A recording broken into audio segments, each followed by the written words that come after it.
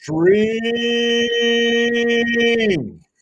What is up, boys? How we doing? Dude, Caleb was already in here, bro. Look at this shit. Yo, sorry, Mr. Livestream. I was on vacation. I'll be on today. Hey, you're good, bro. You're good. Hey, chat, for anybody who's in here from the Bromigo channel, bro, I did not stream yesterday, first and foremost. Didn't stream yesterday. If you watched my Dallas stream, I didn't stream yesterday. I was at the LAFC game, bro. I couldn't believe we won. Could not believe we won, chat. Holy shit. But different scenario, different occasion. We got U.S. men's national team and Trinidad Tobago on the agenda today, boys. Let's go. Let's go. And I'll have a guest be joining. I think he'll be joining soon. Very soon. Very soon.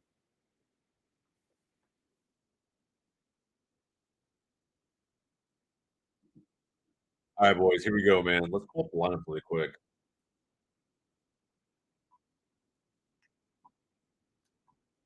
Let me see. Screen.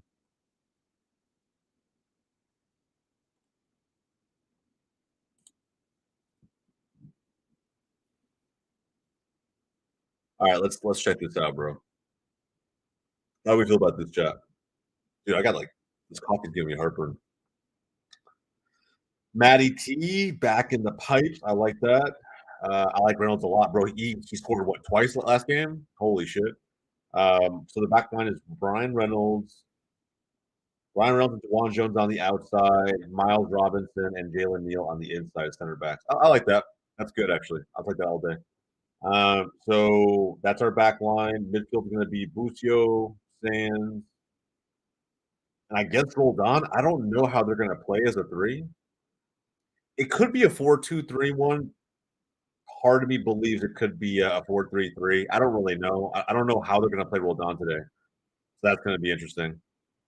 Mahalovic,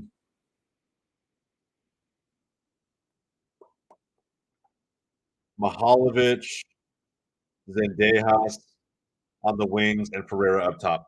That's probably what it's going to be, Jeff. That's probably what it's going to be. A 4-3-3, in my opinion, they can convert to a 4-2-3-1 situationally. That's probably what it's going to be. So we'll see how this all pans out.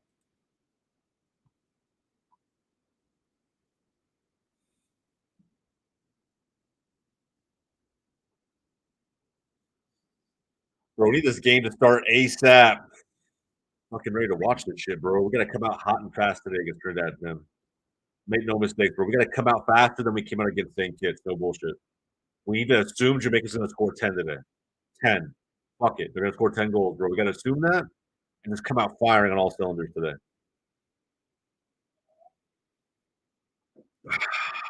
Chat, what is this? Ennis, what's going on, bro? Welcome in. Welcome in. We're waiting on the game to start, boys. We're waiting on the game to start. Welcome, welcome, welcome, welcome. Welcome. I should have a special guest on the stream very soon, chat, very soon. And they're going to get started. All right, they're going to get started. 3-0 US says edits. Hey, 3-0 is actually, I think it's pretty spot on. I would say no matter what edits, no matter what happens, the US need to come out almost faster today than against St. Kitts. Mainly because of goal differential. We just got to assume Jamaica's going to pump in like 10 today. I would just assume on their day, Leon Bailey, Damari Gray, those guys are going to pump in. Mikel Antonio, they're going to pump in, 8, 9, 10 goals against that. So what's going on, bro? It's so we got to imagine that it's that they're going to pump in like 10 goals against St. Kitts, bro. Just that team is so bad, and we just got to assume that Jamaica's coming out for blood to get this first seed. You know what I mean? So, were you watching the game, bro? I forget where this game's being played. I want to say the game is being played. I want to say the game's being played in Arizona. I could be wrong though. No, Charlotte. Holy shit, in Charlotte. Okay. Let me.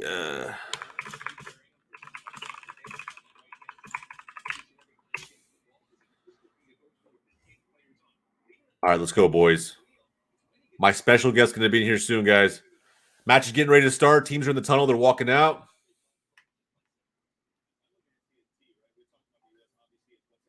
Let me see. All right. Andre, what's going on, bro? What's up? What's up? I had some technical difficulties, as you can tell. No, you're good, man. You're good. Match is getting ready underway. We're looking at the starting 11. The teams are walking out right now on the pitch. It should be good for the U.S. We'll see, though.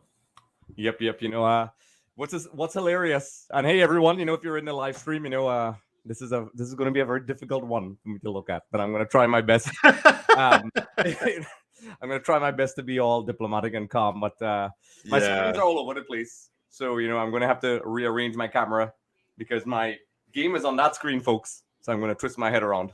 You know, it's... Do what you got to do, brother. Do what you got to do. Yes. This is Ring of Fire. Let's fucking go USA. Hey, man, USA boys, we need to come out hot and fast today. It's got to be faster than St. Kitts. Got to assume Jamaica is just going to pump in 8, 9, 10 goals against that team. So we need to come out hot and fast today. 2-0 FCD last night. Hey, so if you're not lying, bro, we took on LAFC last night and huge W. All right, boys, national anthem's almost there for kickoff. Almost there. Yes. Much respect. There was trying, so you know, it's hilarious, the technical difficulties, but you know, Trinidad and Tobago, oh my god, you know. How do you feel going into this game, though? You know, I feel not very confident. I mean, that's just me being honest. Because, you know, there's so many problems in Trinidad and Tobago football. You know, with the kind of team that could, you know, pull something out, you know, of us when we're ready, to be honest.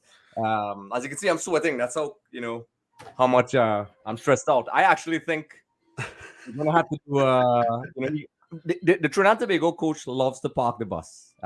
He loves that style of football. He prides himself on being pragmatic. Yeah, it's a very pragmatic approach. Yeah. So, you know, but, you know, it didn't really work well against Jamaica. So, you know, they're going to have to find some sort of solution today to try to contain what I think will be an obvious, very attacking style of play from the U.S. And it's a concern. It's a concern for us. I mean, it's a do-or-die result for us against one of the strongest teams, if not the strongest right now in CONCACAF. And listen, I'm worried, man. We'll see. I mean, I think, in all honesty, I think you're right. But I will say this: what Jamaica has that the U.S. does not, I think, are technical dribblers that are not scared to 1v1 any outside back, right? Any defender. I'm so critical of Zendejas when it comes to the U.S. Mainly him, with this team at least. Mahalovic does a pretty good job taking guys 1v1. Ferrer does the same thing. Engaging camera work, folks. Go ahead. Yeah. You're good, bro. You're good. But we'll see how it all pans out, man. I mean, I'm not scared, but at the same time, this team is the reason we didn't go to the 2018 World Cup. So we'll leave that for what it is. I was going to ask you that while I'm not filming my own nostrils. You know, it's what do you guys think about that? Because Trinidadians love it. We love it, like, you know, and we love it for the reasons where I'm pretty sure you know this. Back in the 1990 World Cup, we were a stronger team, much stronger team. Yeah. And you know, I'm rearranging my camera, folks. I'm sorry, but you know, made it hate us on Mexico all day. Hey, made it hate US. Well, so that's what I'm saying. Yeah, I think some fans in America, it made you like not. I wouldn't say I hated the US, but I was embarrassed. I was embarrassed that day, and that's what I remember that day most for. Is really just it being one of probably the lower, if not the lowest day in recent memory from an American's perspective when it comes to football. Past that, though, I think that's probably the biggest thing you remember Trinidad for, right? I remember Trinidad going to World Cups previously, and that's pretty much it. I mean, no bad blood with this nation. It's just simply that's the last big memory we have of this country collectively. So I don't know. We'll see. I hope that serves as like some kind of a revenge factor. But in all honesty, this team, none of these guys were anywhere close to the senior roster when that happened. And so I don't know how much it actually carries weight with them. We'll see. Yeah, I mean, for us, I could tell you this. You know, we really thought we were going to go to that World Cup back in 1990, where we had a really strong squad. There was a young Dwight York, Manchester United, those guys, and we blew it basically. I mean, there was a lot of dodgy calls and a lot of corruption. There's a lot of uh, Netflix type stuff explaining what went on, but the thing is, we lost, and I really think USA obviously went on to grow, and we sort of kind of just limped and tripped over our own tails for a long time, and we didn't get any success until 2006. And then when we denied the US men's national team in 2018. We were already out. The fans were already disenchanted, and it gave the general fans a sort of satisfaction. Yeah. But someone like me who overanalyzes everything, I saw that whatever complacency that was probably in the US at the time, that goal from Alvin Jones woke them up. Like I told people, I was like, listen, the next time they're going to play us, it's not from a hostile point of view, competitive point of view, but they are not going to make the same mistakes twice. Yeah, I agree wholeheartedly. I'm seeing the lineups here now. Yeah, I saw the lineups now. I was going to say that we went with the 4-3-3. I couldn't really tell where Roldan was going to play. That was my big thing. And when I see it now, it kind of makes sense, him out on the left. I mean, I like him better than someone like Jordan Morris, but I still think Mihalovic is who I would have played out there. I would have probably put Roldan in the middle of the park. Yeah. But we'll see. At the end of the day, it's not too different from what the U.S. has been doing this whole tournament. Ferreira up top, a decent Cam to supplement him, and Sands controls the midfield. I mean, it's going to be the same thing. I just think we need to come out quickly on this one. We'll see how it all pans out.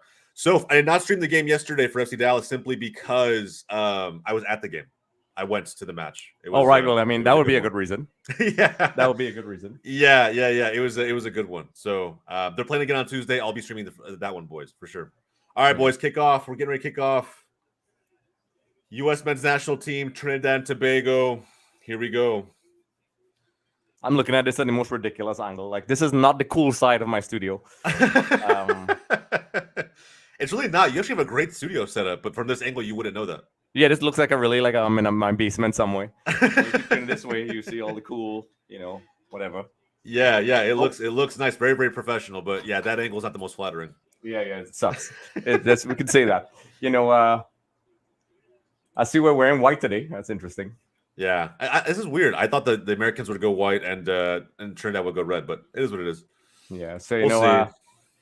I mean, to me, one of our favorite players is Levi. Our coach likes to play. It seems as if he prefers that false nine type role for him. Yeah, he plays in AK Athens. He's had a great season. So a lot. I've been seeing in the first two games, he's been kind of playing a role that he's not familiar with. And, we're going to hope today against the U.S. he can hold the ball up and distribute. But I've seen him struggle with it. And he's a friend of mine. Really? Yeah. So, I know a couple of these guys pretty well. So, as a friend as well, it's exciting. But, yeah, he has to try to hold the ball up. And, he hasn't been able to do that. Man.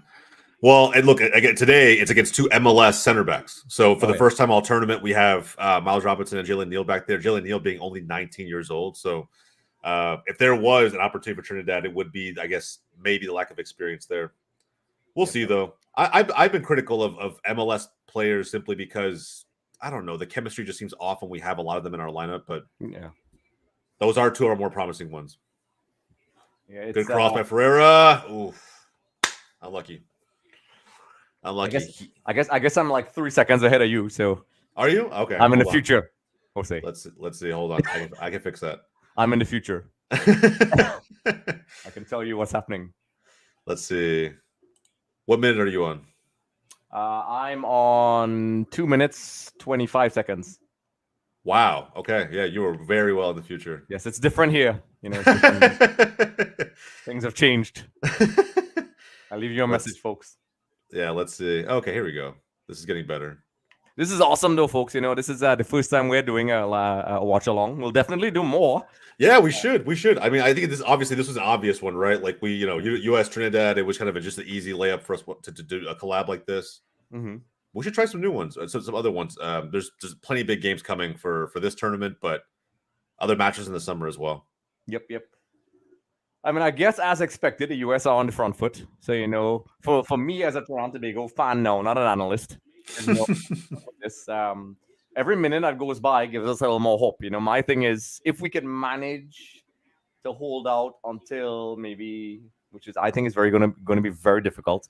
Yeah. To halftime, then I'll be a little bit more positive. But throughout the years and analyzing Trinidad and Tobago games, like that's a great cross. We're already on the back foot already. In the future. Trinidad has always, and this has been going on since 2018. We tend to have physical and mental lapses around the 65th minute. We just can't sustain 90 minutes. Really? I'm pretty sure the US analytics guys know this, except when Alvin Jones scored. But also just a little tidbit. This jersey I have on, so this has all the signatures of the team from the 2014 campaign. Wow. Yeah, I like that a lot. Look at that. Yeah, this is how often do you wear it? Only for Trinidad games, every once in a while. Yeah. I mean, now they have a new sponsor, but I have a special place for it. This was a uniform we wore when our guy, I don't know if you knew this, one of our main midfielders bowed to Leo Messi. And, it caused that thing. Oh, I love that you don't know. That's good. No, I didn't know. That's a story to tell maybe for another time. Yeah, absolutely. TV. I mean, you can tell it now if you'd like. I mean, I'm all game to hear it. All right. So, obviously, everybody knows, I'm a massive Argentina fan. Yep. So Trinidad and Tobago played a friendly against Argentina heading into the 2014 campaign. Sorry, at the end of the campaign, we were already out. Yeah. And I think that was actually the last friendly. So, I flew down there. I was there with the contingent and so on.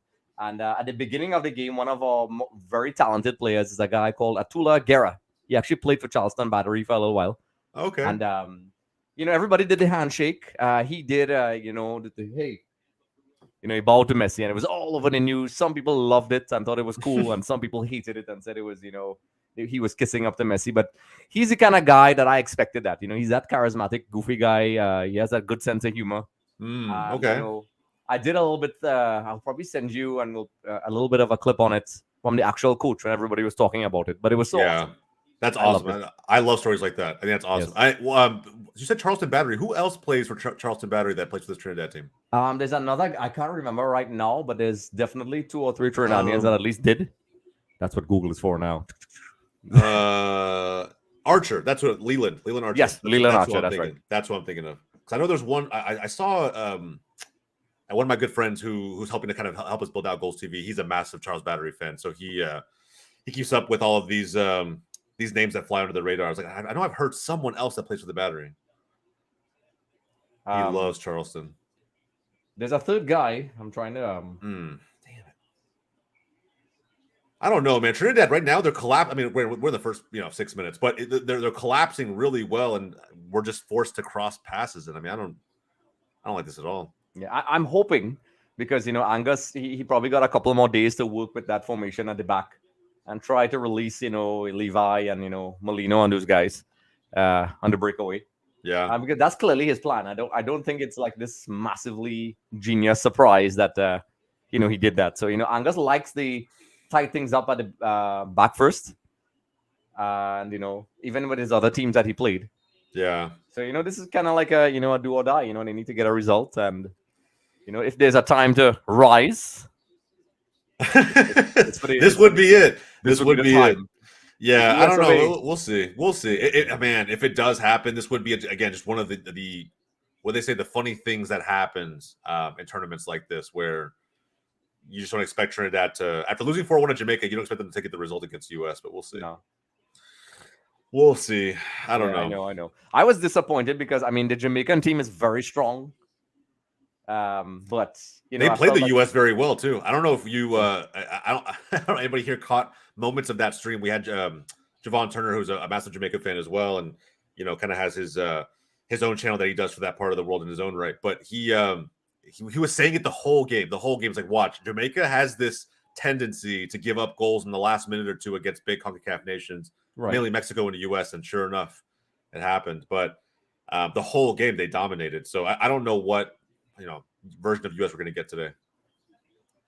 And the thing is, I saw in a lot of forums, a lot of people were saying, of course, I know that's not the case. I know it's not the strongest U.S. men's national team. No. But what are your thoughts on this particular team not feeling, the strongest team in this competition? What do you think about that? This should be our moment to prove that we have a deep pool of talent. I think the biggest critique of the U.S. up to this point has been that we're not deep. That once you start peeling back the bench and the layers there, it's that's when not the team starts to fall apart, but you really see the gap in quality from the starters to the bench. Now, if this team can prove, a lot of these guys have a lot to prove. Jesus Ferreira has a lot to prove. Gianluca Busio, because he plays in Europe. Roldan being a veteran with this group. Like, there's a lot of these personalities have a lot to prove that they just belong in the conversation for senior national team call-ups. Yeah. So that's what I'm hoping that they prove. But I will say this is the B team, and for some of the players, I'll be honest, some of the players are like a C team roster player. I think certain players like DeAndre Yedlin just should have been called up.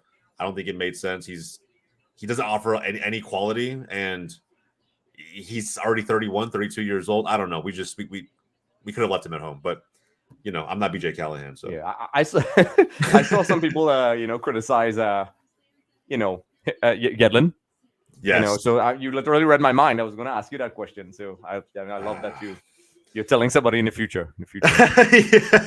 Yeah, it's I don't know, man. He for the team that we called up, you do need some veterans in this roster, but veterans that just offer something different than what we already have, and he doesn't level up this roster in any meaningful way. I don't think so. I think he's a decent MLS player, but he plays for a side that in Inter Miami that's just not doing anything at the moment. Yeah, that's how I feel. Did you see that almost a half chance for Trinidad just now? No, I'm a few seconds behind you. I think it's coming up right now. In the future. In the future, man. I don't know how you're doing this. I'm usually the person ahead in our group. That's interesting. In the year 2000. In the past. I love that, of course, that's a Conan reference, but just so stupid. He does it in the year 2000 in the past. Well, in case you're wondering, I wonder if you know what this is. This drink I'm drinking. I'll let the fans is this mate? Is that what it is? Yes. I figured you would know. Yeah. Man, it's crazy how that became such a phenomenon after the World Cup, right? I mean, with Argentina doing what they did. How sweet is your mate? That's the sticking point that I've heard with some people who drink it. It's very much an acquired taste. I think you either love it or you hate it. To me, it has a little bit of a sourish taste, but you can add things to it. Yeah, I've seen that. Yeah, I just saw a pretty the thing is with the US, I know I'm speaking about a whole bunch of things, but obviously they're going to try to get around the wing backs and get in, and you can see they're prodding. And the thing is, for now, Trinidad and Tobago are holding out. They have that 5 at the back thing that they're doing. They're collapsing well, though. They're collapsing well. Yeah. So, they're going to have to show some real mental fortitude because, like I said, this is what I do for a living. I've seen countless times in the past, except against Mexico in the last Gold Cup, against Tata Martino and his men. Which is weird. I know. Team. Yeah, I know. It's crazy. Mr. Inter Miami now. But, if we could, the concentration levels, because I know a lot of these guys and individually, they can't step it up when the time comes. They can't do it consistently, but, we'll see. I mean, it's honestly down to concentration and motivation right now. Yeah, I agree. Well, look, I mean, we're already past the first 10 minutes, and you guys have already held us, right? And there have been some chances, don't get me wrong, but 10 minutes, hey, man, it's better than St. Kitts could do. I think at the end of the day, well, and even, I mean, hell, I guess Jamaica, we were, lost for the first, 15, 20 minutes. I mean, yep. It was difficult. So I still think that, like you said already, the longer, every passing minute is just more confidence for Trinidad. Yes. So are you looking at it on TV, or do you have a stream? Maybe I should look at it on my stream so we'll be at the same time. I'm on a stream. I'm on my desktop. Send me a link on in the second half. That way you folks will see the flattering side of my studio. Yeah, absolutely. We should find a way to make that work. 100%. Yeah. Once you send the link, I'll just watch it. I have like 3 screens here, so I'll just load it up. Even now, you could probably send it. I'm using a subscription service. Oh, okay, damn. Well, then that's not going to work, I think. Yeah. It's basically still TV, I think. So it's just that usually though I'm hardwired into my internet, so it's interesting. I'm usually the one ahead. Yeah, I have a ridiculous internet package because of my streaming. The upload speeds are insane. Yeah.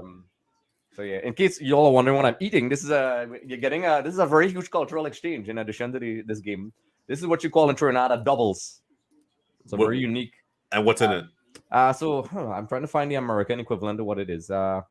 Chickpeas, you all have that, I guess. So it's kind of like something like that in, I I'm trying to find. I think the Mexicans have similar things. Like an empanada or something like that, right? Like something that's fried up, or like what's the casing? Yeah, it's kind of fried, so it's kind of like, but it's loose, so it's like it's kind of like that. And they put a unique sauce with the chickpeas in there. It's a very Trinidad thing, believe it or not. Which is, I don't usually eat these, but everybody in Trinidad does. But I'm hungry. I like that. Yeah. You're keeping it on brand for the stream today. I like it. Yeah. No, I'm just promoting people like crazy. Oh no, something's happening here. Oh no. In the future, should I tell everybody? No. Wait, I want to see this. Okay. I think I'm 10-15 seconds behind you, which is crazy, man. Your internet must be insane, Andre. Yeah. I gotta, I'm not gonna shout out the company. I want some cheddar cheese. Yeah. No free ads here. I'll give you that. But I'm like, sorry. man, on Goals and EXT. I think I'm seeing it though. I think I'm seeing it. Yes. Yes, and the walls fell. How are you this far ahead in the future? Jeez. All right. No, man. It's my time machine. Tony Stark. Boys, we're up. That had to happen. It had to happen. And it's Ferreira, and the FC Dallas agenda continues. Let me ask you this, Andre. You had to have seen it. If anybody here is paying attention to U.S. men's national team Twitter at all, you would have seen it, right? Ferreira getting dragged for basically doing what he's supposed to do. Do you feel as though I had this arguing point that U.S. men's national team fans sometimes are picky just to be picky? I think we're treating Ferreira right now like the way that we treated Giassi Zardes in the last World Cup cycle, where it doesn't matter how many times he scores, he's always going to be an average or a mediocre striker. I don't know how I feel about that just yet long term, but I don't know. Have you seen any of that chatter? How do you feel about it? Well, forgive me because I was out today. And I've been out of it I've been doing some other shoots. So update me on that situation. What took place? Yeah, so essentially, he scored 3 against St. Kitts, right? And okay, right, that's right. Now, here's where U.S. fans get very critical of him. He played a single half, 45 minutes in the World Cup against the Netherlands in the round of 16. Right. Granted, that's a massive error by the coach, in my opinion. I think at the end of the day, if you don't have any minutes whatsoever, you've never been to a World Cup before, you're 21 years old. I don't know if you want to be giving minutes in the biggest match of the tournament to that player. I think that there's just, I don't know, maybe could have gone elsewhere with that. They didn't bring a very experienced lineup as far as strikers were considered, but he did not perform well. He had maybe 6 or 7 touches the entire half. They pulled him off at halftime. But I don't believe it was solely because of him. I just don't think creatively we were there against the Netherlands either. But regardless, since that match, they've held Ferreira to a very, I would say, ridiculously high bar, constantly criticizing the fact that he only scores against the smaller Caribbean nations, maybe, because that's where a lot of his experience comes in. He just doesn't have a ton of experience against, the elite nations of Europe or anywhere else for that matter. So right now, it's so bad that they're even calling him the Pirate of the Caribbean. Oh, yeah, that's right. That's right. I saw a glimpse of that, that he scores only against those teams, and he scores again. So I'm wondering, is that the narrative that these fans are going to drive home, right? Is that, are we just complaining to complain at this point? What do you make of it from the outside looking in? I think it's just the harsh reality of a guy in the spotlight. Listen, let's use the extreme example, Lionel Messi. Whether you like him or not, he is, one of the greatest players ever. The whole GOAT discussion, we're not going to get into that. But I know he's my GOAT, but whatever. Yes, facts. Yes. So, the thing is, there were people, because he did not win the international titles with Argentina, would say, listen, dude, he's a flop and whatever. And, that was a thing. And he is one of the best. Then you have this guy who, he's a U.S. men's national team player. And sure, he scores against the Caribbean, but it just shows you a little bit of the hypocrisy of fans. And, sometimes they are pretty ruthless. And yes, I could understand some of the criticism. So you have to look at it from both sides. It comes to the territory when you play with the national team. We had our players that took a lot of hits, like Kenwin Jones and Stern John and those guys. Yeah. When they were younger, they were really good. And then when they got older and got injuries, people were harsh on them. So I think it's one of those things, if he has a really good agent, he could spin that in his favor. But I think I think it's a little bit harsh. But at the same time, when you're at the elite level, national team level, it comes with the territory. So I mean, I think he's a big boy and has put on his big boy pants, as you all say. Yeah, I agree. I yeah. agree. I think it's not that I'm sure he's taking it in stride, right? At the end of the day, no one really, unless you're a U.S. men's national team fan, you probably didn't even know really who he was. Mhm. He's probably now on the radar of several others out there, right? Maybe even clubs looking to bring him from the U.S. over to Europe. Who knows? Mhm. He's scoring goals in a technically a major European or a major international tournament. So at the end of the day, I think that there's more good than bad here. But I do feel as though if he was playing for a team in Holland, right, for example, he's playing for an Ajax or Feyenoord or some one of those clubs, an FC20, whatever it may be, I think we wouldn't, and producing the exact same way for the national team, I don't think that they would be as harsh on him. I think it's because he's an MLS player. Yeah, I think so. I think that's probably one of the reasons. How old is he? You said he's 22 now. He was 21 when he played in the World Cup. But he's 22 now. I think it also shows a little bit of naivety from the American fans, with all due respect. When analyzing players, and I mean, we spoke about this when we first did our podcast together about football being big in the US. Yep. I think I know that's a bold statement, but I think he's young. Mm-hmm. He's on the national team. The US men's national team have. They're clearly trying to build for the future as well, which is good. Yep. And, from a sporting perspective, okay, right, he's not scoring against the quote-unquote, the big boys. But, I mean, I think they obviously see something. They continue to pick him. Yeah. And, I always say this because I worked on national teams. When I was a fan, I would be just as critical. I'd be like, why is this guy on the team? And I would throw stuff at the TV. He sucks. This guy's terrible. Like, he should never play for the national team again. And then I would be like, how did they choose this guy? And then, you know how it is. We would sit down and we would talk about lineups and strategies and whatever, because that's what we do. And then, when I started to work around professional teams and national teams, I saw, sometimes there's things that the coaches see that nobody else sees in the training sessions. And sometimes it just doesn't translate on the field. And, that's why some players in our eyes, why is this particular guy still getting picked? Why is he still playing? And then, the coaches, sometimes it pays off. And sometimes it doesn't. And, I'm thinking, they clearly have some trust in him to put him in such a big position. They must have seen something. I don't know what it is, and neither do you. We were all wondering what it was, but I think it's his movement. I don't think it's his goal scoring ability. I think it's what he does for FC Dallas, right? I'm a massive FC Dallas fan living in this market and having played for that academy. I think that what he does is he almost plays as a false nine, and his ability to come back into the midfield and spark some of the creativity, especially when you have midfielders like Sands and Busio, who are they're not creative. They're just simply very straightforward center mids. I think his attacking prowess when he comes back in to demand the ball just does more for the U.S. going forward. I think that's why. It's not that he's this prime R9 finisher, right? He's just his movement allows for more chances to be created. And I think that fans, like you said, naive, I think it's a great word. I think a lot of fans still watch football where they're following the ball. Mm-hmm. They're just following the ball around the field, trying to understand, how certain situations are unfolding. But you probably are not watching Ferreira the whole time and trying to see what he's doing, what his movements are opening up for other players.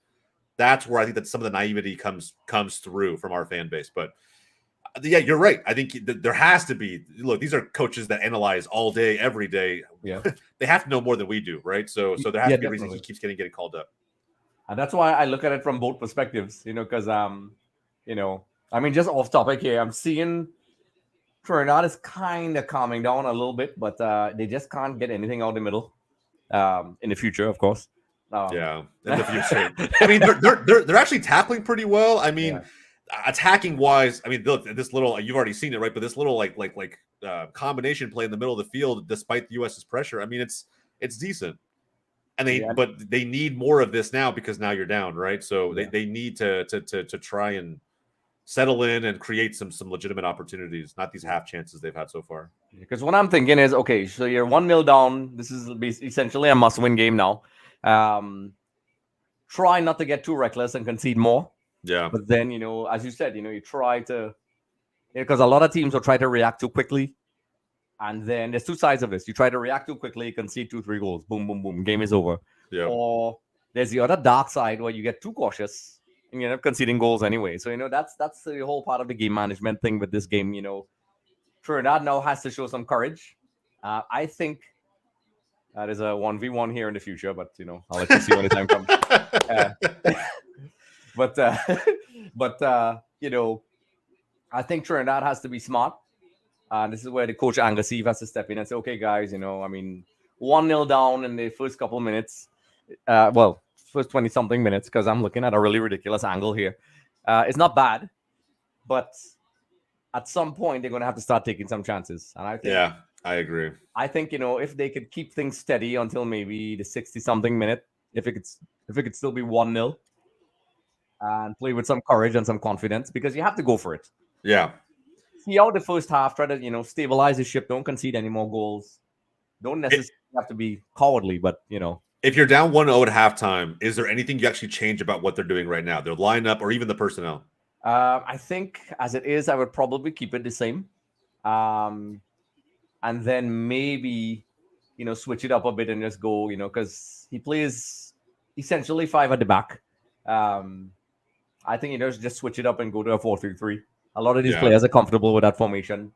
And, just go for it. Just go for it. I know that sounds not very tactical, but we have the guys that are capable, Levi Garcia, Molino. There's a young Kylie Ovre guy, who is really talented. Yep. I don't know if I mentioned that to you, but he played his football in France. With who? I can't remember the name right now, which is terrible. But, but I was surprised, and we did a nice interview with him. I'll send it to you and your viewers. That would actually be awesome. Yeah, I'm curious, and you know what? They're it still doesn't surprise me, right? Where some of these Ligue 1 players end up. Imagine like Denis Bouanga for LAFC, right? How he had his little stint with Nantes and is now kind of ripping it up in the US. So it's not surprising. I can totally believe that a few of these Trinidad players have probably even come from other high visibility leagues. Mm-hmm. So I think, just to add to your solution a little while ago, I think I'm just double checking to make sure I don't get anything wrong. But I think he'll probably have to bring in, that same guy I'm telling you about, because he's very dynamic, fast, and create something. Because I like him a lot. I think I don't want to say this because it'll put some pressure on him, but he has the ability to take on, several players, get in between the lines, and cause a little mayhem, maybe force an opportunity when the legs are tired. Yeah. A guy coming on like that could be really problematic. And then, you have the Levi Garcia and so on. And, Molino, although Molino has his injuries and he's not at 100%, Jovan Jones as well, will have to get more advanced at some point and, go for it. But I think for now, they need to just calm down and get control of the game a little bit. And one criticism I have, and I don't know, maybe it's the way how the team is set up, is that there's a vast deficiency in my eyes, criticism of how we play our football right now for years, actually, in the middle of the field. We tend to just rely on athleticism on the wings, but, controlling the play in the middle has always been a real problem for us. But so are you hoping to see more of that? I can't see that happening in this game, but I think if they have to, they have some players that can do it. But they're going to have to try to be a bit more dynamic, definitely in the second half. And, worst case scenario, if we concede a second goal, just go for it, Yeah, absolutely. We'll see. I mean, look, if there was a back line to go at, like I said, it's not that they're not good. They're just inexperienced. And it's Miles Robinson and Jalen Neal. They're just two MLS. Miles Robinson has a tad bit of U.S. experience. Jalen Neal is 19 and has very little. So I think that there's opportunities, I think, for Trinidad to get into this game. If U.S. score one more before half, though, I think you have to change personnel at halftime. Yeah. I think definitely Kylie Ovre will definitely come in. He will have to probably change up his formation. As you can see here in the future, Levi Garcia has taken on some players. It looks good. Yeah. Actually, wow. Not bad. So the thing is, I'm hoping, because of the quality of Levi, he has the ability to take on players, that at some point, the inexperience, we could kind of capitalize on the inexperience later on in the match. Not maybe an Alvin Jones moment, but, those guys have the ability to take on some players and create something. But I always found, the final pass, for example, the U.S. goal. Yeah. It was some composure in the box. They got in, just made the right pass at the right time, which is something you're trained to do. Oftentimes, the off-the-ball runs, because of the way we're set up, it's very difficult sometimes, and players, that's how it is when you play this style of football. when you do get attacking chances, you have to be really lethal. Yeah, and just efficient more than anything else, and realize that you don't know how long it's going to be before you get another chance again. So we need to make sure that we make the right pass, that we make the right decisions, and sometimes thinking that way on the fly can be difficult. So it's harder than it looks, but I agree with you. You have to be efficient. Ooh, nice shot here in the future land. Yeah. I did see that. Well, I did see that run you were talking about, the interesting 1v1. I mean, like I said, they've got some dynamism up forward, up top. So I don't know. We'll see. Yeah, like this. Well, I'm seeing a replay here, but he's the kind of guy. I'm pretty sure the analytics teams for the US keep their eye on him. So for example, and he's also very strong, and he has good close control, and it's very difficult to dispossess him. Ferreira. Yeah, what's happening here? What's going on here? Is that a water break? Do they have water breaks in the Gold Cup? I think so. Hydration breaks. Oh no, something's. Unless someone's injured. Yeah, what's going on? Yeah, maybe. Yeah, man, he burned Busio. It wasn't even close. And then Robinson dove in. I'm telling you, like if there was a center back duo to go at today, and granted we have Matt Turner. Yeah, it's a hydration break. We have Matt Turner in the goal, and so you could argue that it is our starting keeper back there, making it difficult for the Trinidadian forwards. But it's the way Miles Robinson swung at that ball does not inspire me as far as confidence goes. That was interesting. And this just shows you the difference in long-term development. So of course, the US has a lot more resources than we do. That's a fact. And the fact that while this is not the ideal US team, this is probably our best team right now. Of course, Trinidadians will disagree. A lot of people, there's some players that we wanted on this team, but it shows you the difference in priority. For example, Trinidad wants to get the results right now. Versus, I mean, I'm sure there's a lot of long-term planning and so on, but the US, yeah, while there will be some criticisms and so on, this bodes well for the US, because there are going to be a couple of guys in there that's is going to trickle into the team in a couple of years. So yeah. Andre's in the chat with Soccer Warriors. Oh yeah. Another Andre in the house. That's a beautiful name, man. Yes, sir. Name. Yeah, he's a good dude. He hates the United States. He is a massive Mexico fan. So L3. L3, yes. Yeah. And guys, for anybody who's gonna be around later, we're gonna do a Mexico stream after this one. We got back-to-back doubleheader today. Maybe I might stick around. Feel free.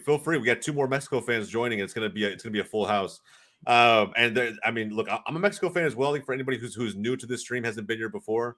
I am Mexican American. I support heavily both U.S. men's national team L3, but when they play against each other, man, not only do I have friends that have come through that U.S. men's system, not only did I grow up playing for U.S. development academies, it's just it's where I grew up in general. So it's difficult to pick Mexico over the U.S. But in ranking, it probably is U.S. 1 and Mexico 2. I have some family as well. He was originally from Mexico, his family, so he has that same problem. He's married to my cousin. And we often have that discussion. I was like, dude, like, who do you support? Yeah. So he's a bit of a tough one. And sometimes that pisses fans off. Like they're like, hey, you got to pick one, or why are you picking U.S. over Mexico? And it's like, dude, it's just. And my dad almost. My dad's a diehard Mexico fan, but he understands my logic. Like I was raised here, so. And there's always something we spoke about this last time. That's really unique to the U.S. where people who support other countries, it's something that's very difficult for a lot of people to understand. They're like, how could you not support your country? But that's a whole other discussion for another time.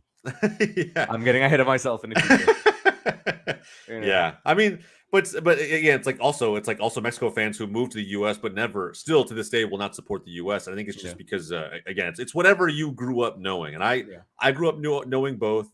But what was really cool was to play alongside some talent that ended up going up through the system, to the professional ranks, eventually, getting called into the national team. And look, from the FC Dallas Academy, there's even 3 of those players in that team tonight. Jesus Ferreira, Brian Reynolds, and who's the third? There's one more that has FC Dallas pedigree. I'm trying to think of who it is. Not Sands, not Mahalovic. Is it Miles Robinson? I can't remember. Zendejas, that's who it is, the third. Zendejas. Okay. The Mexican. Yep. So, and that's someone who flipped from Mexico to the U.S. So I'm gonna. Well, let's look at this set play in the future here. I'm not gonna say anything. Okay.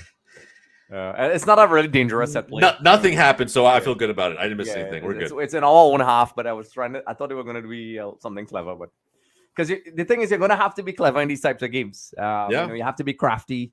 That's why we love tactics. One of the beautiful things I appreciate defensive tactics as well as offensive. I love Syria. I appreciate the defensive side of the game. I know a lot of people got spoiled by tiki taka. I mean, and there's good reason because it's beautiful. But it is. But I love, like you have a team that's on paper, it should be better than you. And if you get your tactics right, you can hurt that team. And I love that, Yeah. And that's the beauty of the game. I mean, we all love that beautiful, passing football that, Pep and those guys made beautiful at Barcelona. And the brand. Yeah, the brand. It's you can't not like it unless you're a Real Madrid fan. The other Andre's a Real Madrid fan, so he will never admit to that. Yes, but it's terrible. I hate it. But I love effective football. So I and I guess because I work with coaches, I'm not afraid. Like when I play FIFA, sometimes when I do get a chance, I love to play with like the most unorthodox teams in the career mode. And I love that, obviously it's not the same, but when you play against like a Real Madrid and I have like a Valencia that's terrible right now, or Girona, or a Real Betis, I love it. Hey man, Girona, what was it, 4-2 against Real Madrid in real life this season? Yeah. So it's not too far fetched. Yeah, they have a good striker, Argentine guy, Castellanos. Yeah, he's right. An MLS guy actually too. NYCFC, but I think they're actually going to sell him. I don't know where he's going to end up, but I think was it Benfica? It could someone in Europe's looking at him. And I mean, right now, with Argentina winning the World Cup, their stock. I mean, they were always good. People always looked at them, but I mean, it works for them, right? Whoever wins the World Cup right now gets a little bit more buzz. Yeah. Well, I mean, Argentina right now has this whole wave of youngsters that's close to getting the call up. I think. I mean, even for Dallas in MLS, we have an Argentinian winger who there was like rumors in this past January that Leeds United was looking at him, but he's very quick, very pacey forward, great finisher. But I think his biggest issue is that he's a Cristiano Ronaldo wannabe. I think he wants to do everything. I think he wants to be the goal scorer. I think he wants to take every defender on himself, and his decision making at times is lackluster. So we'll see. Yeah, that's a problem Argentina had for a little while because their developmental system was really good for a long time. They dominated those youth World Cups, and then they unfortunately, I think Messi was a little bit of a curse for a little while because they were. Instead of focusing on their team football at youth level, they were just a bunch of guys trying to be the next Messi.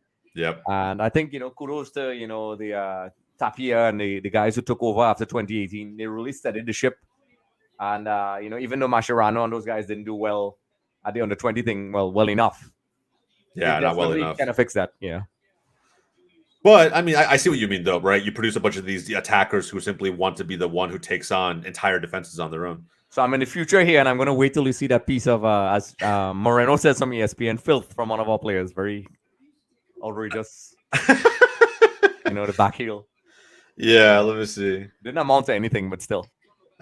you got to take what you get, Yeah, that is a fantastic turn. Yeah. The thing is, this guy, if, like I said, I mean, this is me grabbing on the straws and being positive, but, at any point in time, if he gets like a 1v1, the US guy is going to have to be on their toes because a 1v1, he could hurt you really bad. But, kudos to the US men's national team. They're doing well enough to not allow him that. But I think for that reason, I think the U.S. brought Yedlin for that reason, 100%. I think because of the number of athletes that play for any one of these nations or these teams. I mean, if they're not the most technical footballers, they are 100% some of the fastest, the quickest, the ones that could easily in a 1v1 scenario beat you. Damn, what a tackle. But just physical, right? We saw with Jamaica. I mean, I think it's what really worked for Jamaica, and not so much from St. Kitts was their ability to somewhat bully the U.S. men's national team. Yeah. So I don't know. I agree with you. I think that's why we brought Yedlin, but he couldn't even do that right. If we're being honest, he couldn't. In a 1v1 scenario, make the right decision to at least delay attackers. Right. He keep up with them. If we lose somebody on a breakaway, he'll catch them. But that's pretty much it. Yeah, what's happening here in the future? I'm not saying anything. Oh god. I'm not saying anything. But you are saying it. You're saying things right now, Andre. I'm trying not to alter the timeline. I'm not trying to alter the timeline and mess with the future. Let's go. Okay, so I'm at. Here we go. Mahalovic has the ball. The overlap's coming through from Zendejas, which is surprising. That's a great ball, and this needs to be finished. Yep. Oh, there it is. Okay, there it is. There it is. Ferreira again. It comes down to decision making when you're in the box. You know, they have the players, and you know they did it again. It does. And you know that's very important and very not discussed skill when people do a lot of analysis. You know, but you know, I think maybe the keeper should have done a little bit better. They actually like him, but you know maybe he should have. Let me see. Okay, so the bad touch by Ferreira, he keeps it, gets around the keeper. I think that where the keeper goes wrong is he kind of scrambles at the ball a little bit here. So let's see. We gets in front. Yeah, that first attempt at a save where he sticks his arm out probably needs to be a harder punch. It needs to push it away from those guys. Yeah, he slaps it right to Ferreira. And that's what allows him to keep it.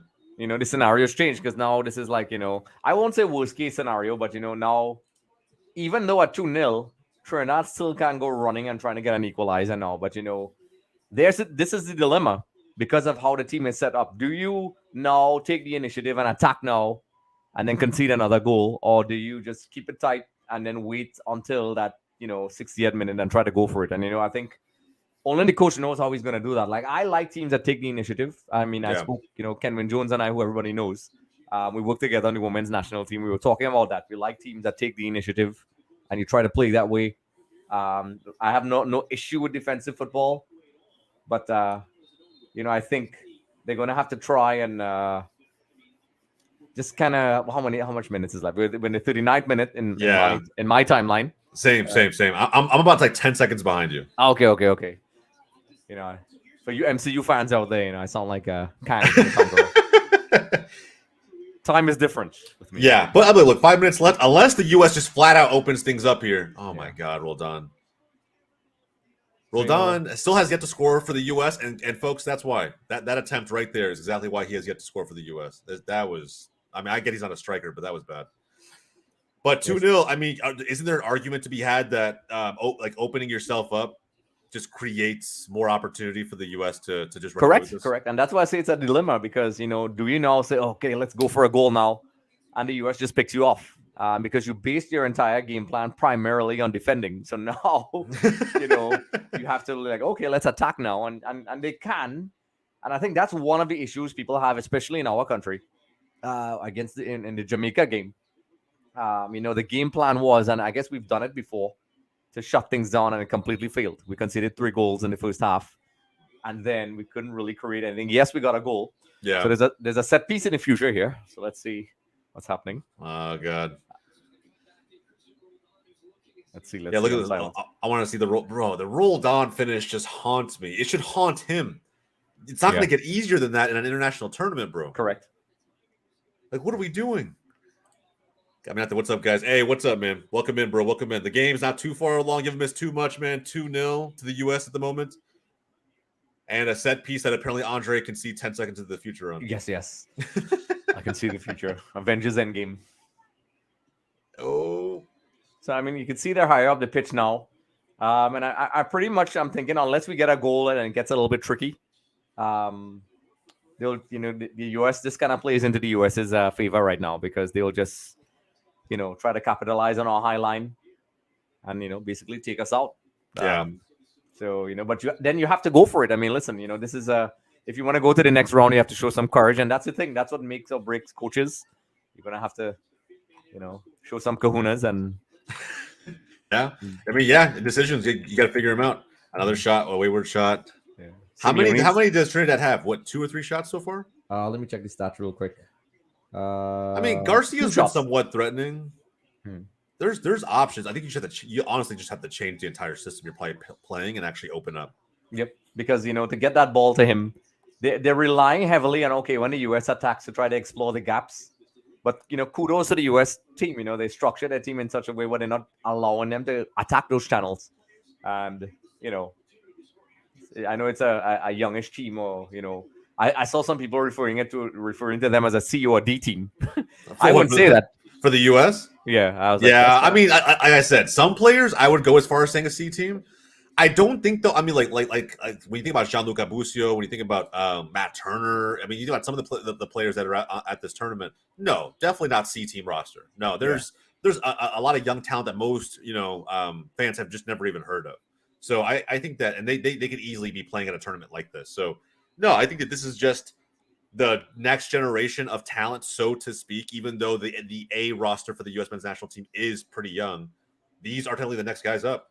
Okay, so I'm gonna wait until you catch up so we can discuss what I'm seeing here. Yeah.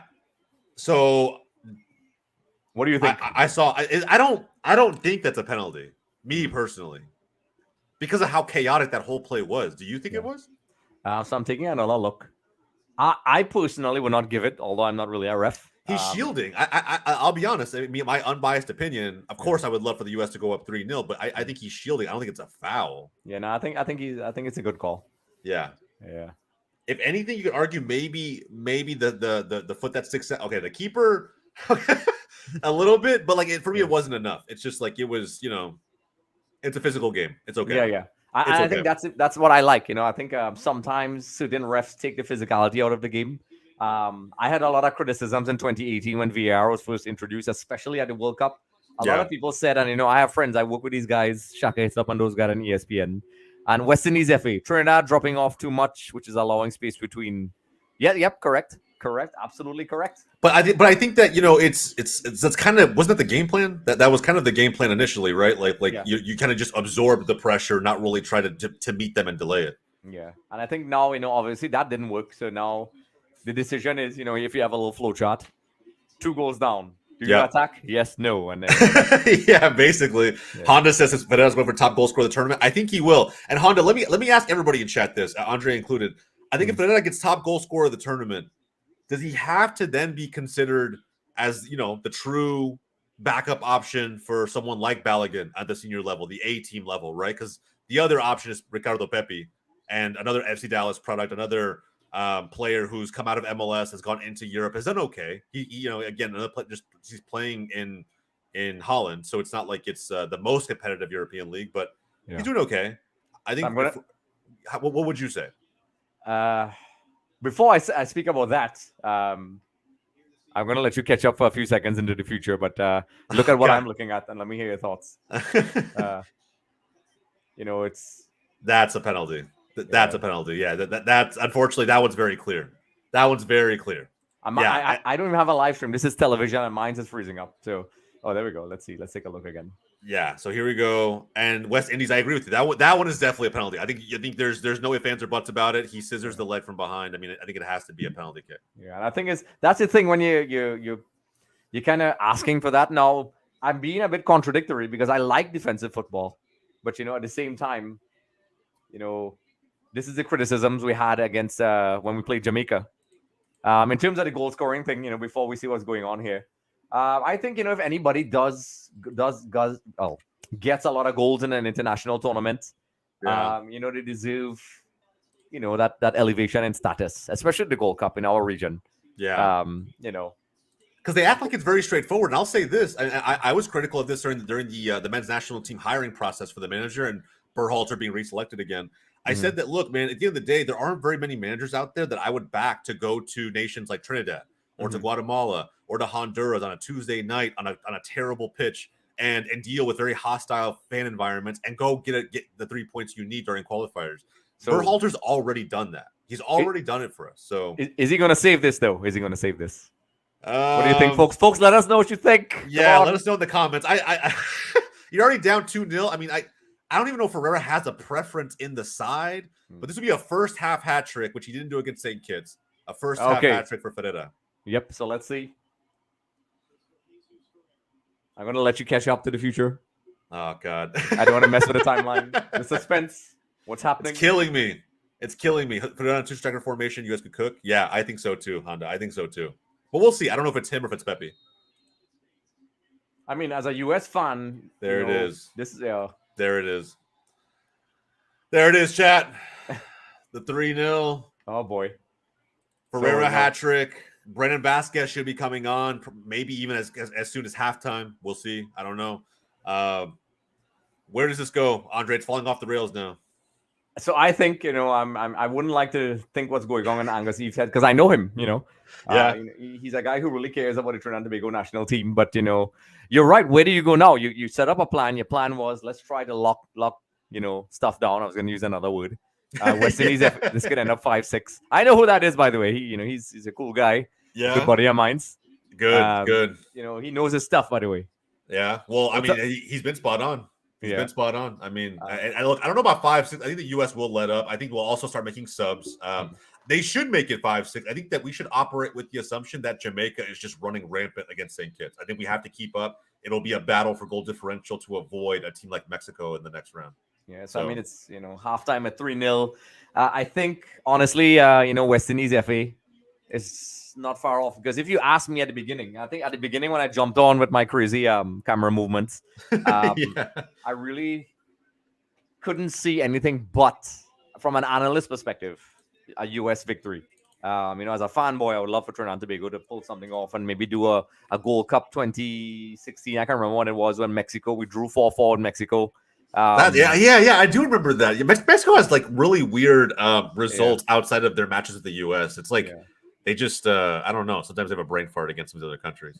Yeah, I know. And they don't seem to have the greatest times against us though. Like, I mean, we know they're a really good team, and then they always seem to struggle. Sometimes they edge a result, and whatever.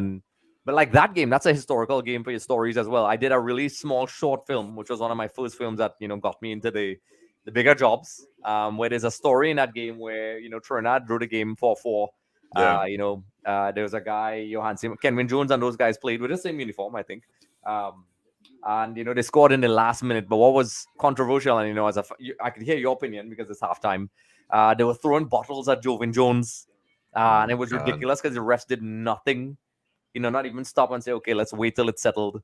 And then, we scored here. Ferreira first half hat trick. Correct. Yep. Correct. So I think that, everyone who watches this, again, we're all going to wait to see what the reaction. I can only imagine what Twitter looks like right now, right? Like, he's doing what he always does, scoring against the countries he's supposed to score against. Yeah, that's not fair. I don't like that. Yeah, I mean, I think that at the end of the day, he still has to score, and he can't control the schedule. He couldn't control that St. Kitts were in our group. He could control, the fact that we're playing against Trinidad today. Like, it's just, you put an opponent in front of him, and he's supposed to score goals, and he's doing it. I don't think you can ask for much more than that. Yeah, I think that's a little bit of being a little bit more like spoiled a little bit.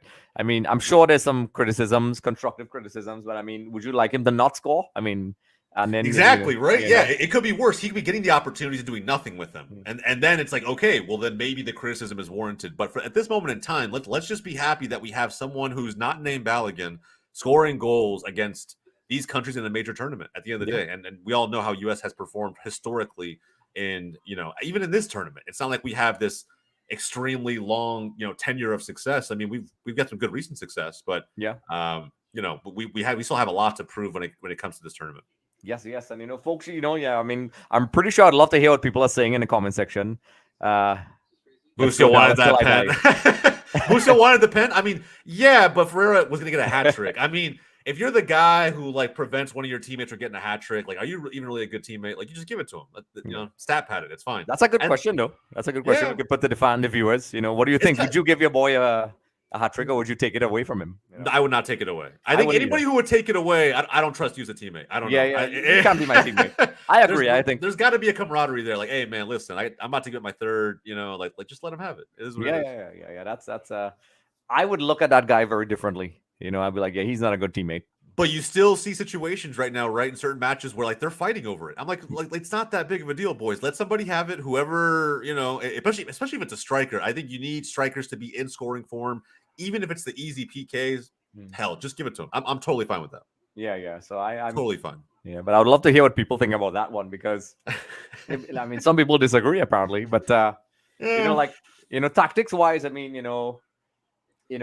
Angus is going to have to sit down with his player and say, listen, guys, we're 3-0 down. Do the whole pep talk, play the music, the inspirational music, whatever it is. What do you say, though, when you're down 3-0? As a manager, what can you say? I mean, yeah, and I think, one of the guys who's commenting, let us know, West Indies FA, because he's one. I can tell you that. I've worked with teams, it's difficult because you have to kind of sit down and say, guys, you have to calm them down because they're probably demoralized. And, I would say, in my very inspirational voice, and I would play epic music in the background.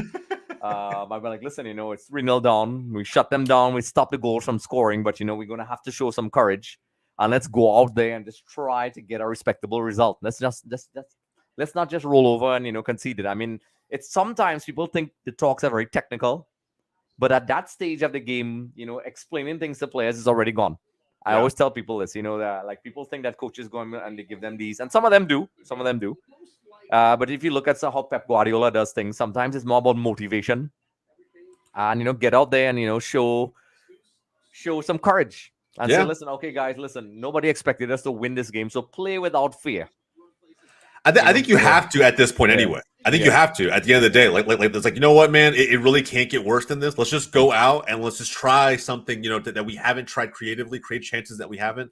Yeah. And worst case scenario, we're in the same spot, 0 points out of this match that we are now. Yeah, correct. So, just go for it, Yeah. Play with a little more confidence. Make that run you didn't want to make, go into the attacking places, put that little extra tackle in. Don't play with that fear that you had in the first half. Maybe it was a tactical instruction, but obviously it didn't work now. So, but that's another problem because, players are thinking, well, okay, coach, you told us to play defense and now we whatever. And that's where it's an interesting point I'm trying to make. Because if they can do it in the first half, we can do it. Well, yeah, I mean, of course, I agree. That's true. I mean, technically, right? But by the math, it's true. Yeah. We just got to see. Okay, Jamaica against St. Kitts. I'm looking at the highlights right now. Yeah, what's happening there? What? That was a goal? No way. Only St. Kitts could let in a goal like that. The first goal was the weirdest deflection, bounce around goal that I've seen. Only in the Gold Cup does that happen. Oh, and then Jamaica makes it 2-0 at halftime for Jamaica. So we're still ahead. We're still on goal differential. Still ahead. Yeah. Still ahead. We have to keep scoring, though. Have to keep pace. Soph is all about USA at the moment. Now he thinks 5-0. Yeah, so I think a lot of people, based on the math, were just trying to do goal differentials and predictions in the in the pregame. Where a lot of it were them 3-0, 2-0. Just getting a solid W against Trinidad would have been enough. Mm-hmm. But now a lot of people are obviously thinking 5-6-0. I don't know. I think if Vasquez replaces Ferreira, from the U.S.'s perspective, we're talking about adjustments. I don't think you change anything. I think you keep your style the exact same way. But I will also say this.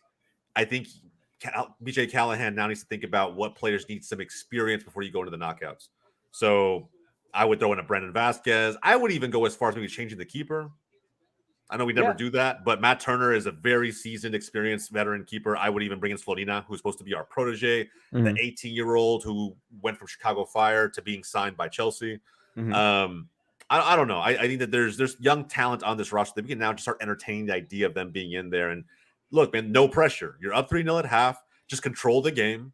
And, you're going to walk away with some valuable experience that you just didn't have before. I think we need to think that way right now. Yeah, I agree. And I think, from the U.S. perspective, it's about, this is an exercise in growing your talent pool. And, if you could give your players some playing time, and it's not being arrogant. You be careful about how you do it. But, put some guys in, give them some legs that probably would not get some playing time in a competitive setting. So when you get to the, they're already there, but, in the second round, you have some options. Yeah. Those guys, they broke that little nervousness where you don't throw them into a game where they never played before. Yeah, I agree. And this is about, for the future as well. Of course, you want to win now, but, I think that would be the smart thing to do. Barring a miraculous, I don't know, Trinidad scoring. It would be a collapse. It would be the collapse of all collapses. I can't even imagine what would happen if Trinidad somehow got back into this game. I think even if they get 2, I'm freaking out.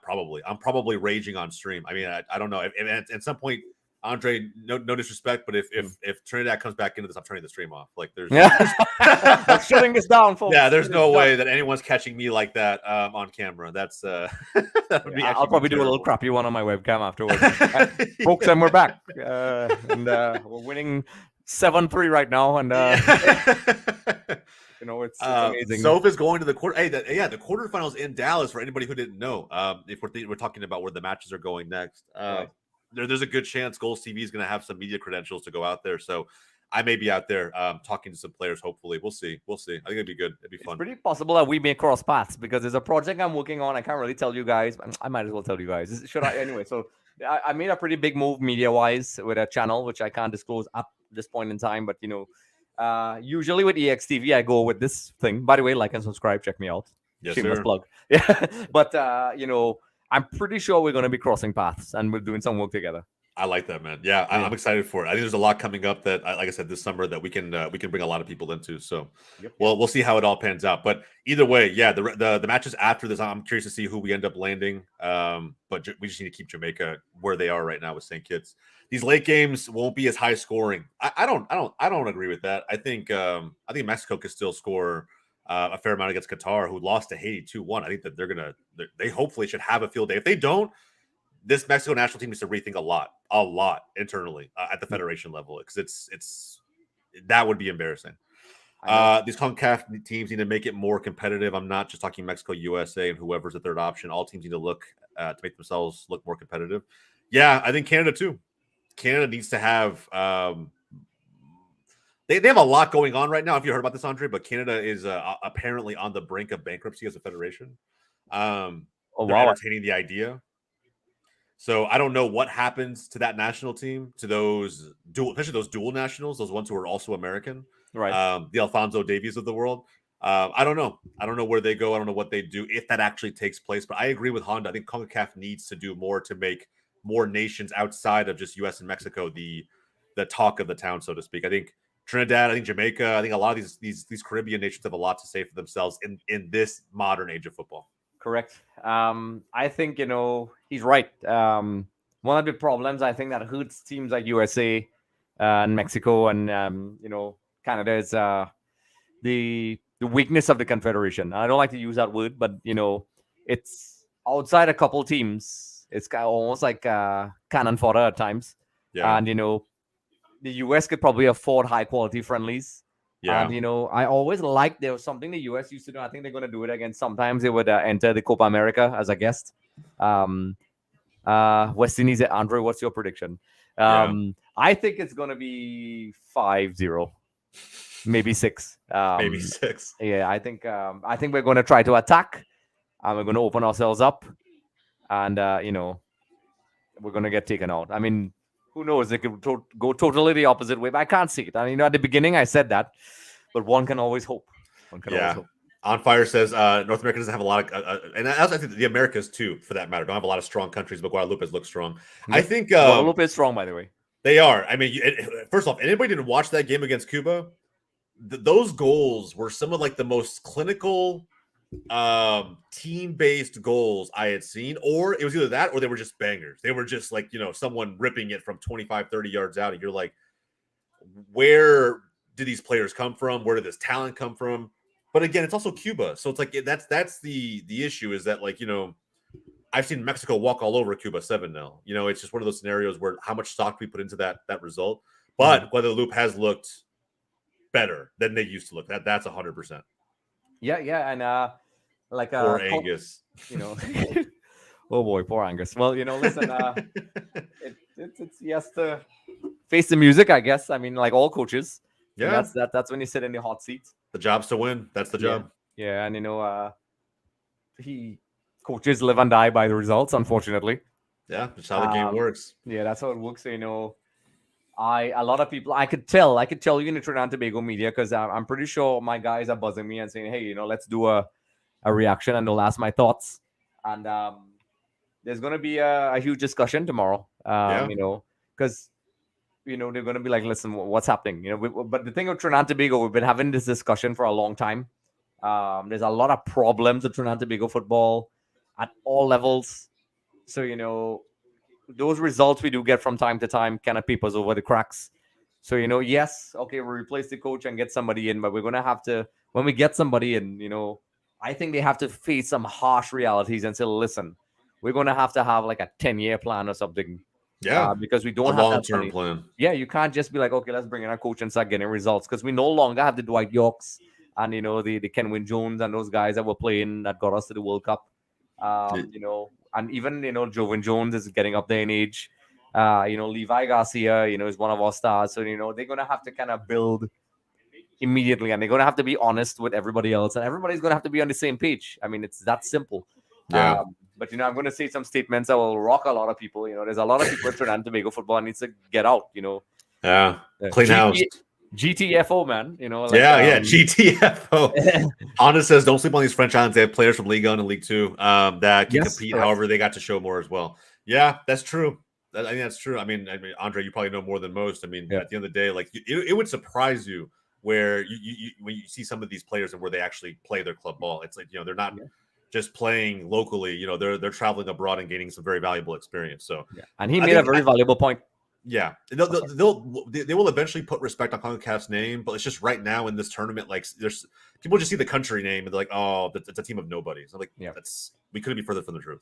Yeah, and I mean, this is a whole other Two changes, by the way. Oh, let's take a look at the changes. I'm in the future, but I didn't see that. What is going on? The timeline is going crazy. But that's a good point. By the last, I didn't see his name, but or her name, I don't know, I can't remember. But there's a lot of top players that come from those French islands. Thierry Henry, people don't know this. Angloma, I mean, that's for the older audience. Patrick Vieira and those guys all have connections to these quote unquote smaller islands. Mm-hmm. So yeah, let's see. And still French, yeah. So Gomez just came in. I didn't see the other one, but they're making two changes. Let's see how they line up, though. I want to see the formation change. And then I guess is Shaw the other one that's in, or was he already in? Yeah, he was in. Who came off? I'm trying to see who. All right, boys. Second half kicking off. About to kick off now. Okay, so I think Rampasad is coming on for Jovan Jones. That's interesting. That's the Halifax Wanderers guy, I think, who plays in the Canadian Premier League. I like that. Yeah. The Canadian Premier League. I like that. Okay. So I'm going to... Here, let me do this really quick. Okay, second half started. Let's go. Give me 1 second, Andre. I'll be right back. I'll go on mute. Feel free to hold the fort down. I'll be back. Yes. The fort shall be held down. The fort shall be held down.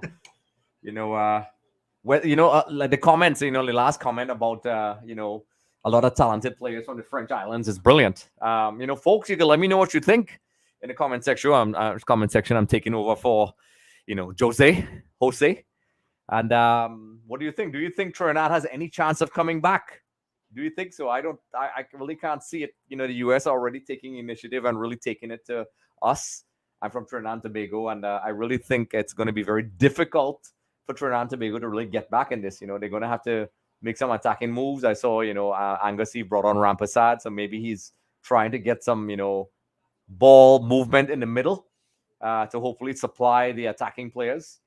But, the inevitable outcome is will Trinidad, in the attempt to try to get some goals, just get picked off by the U.S. And I think that's what's going to happen.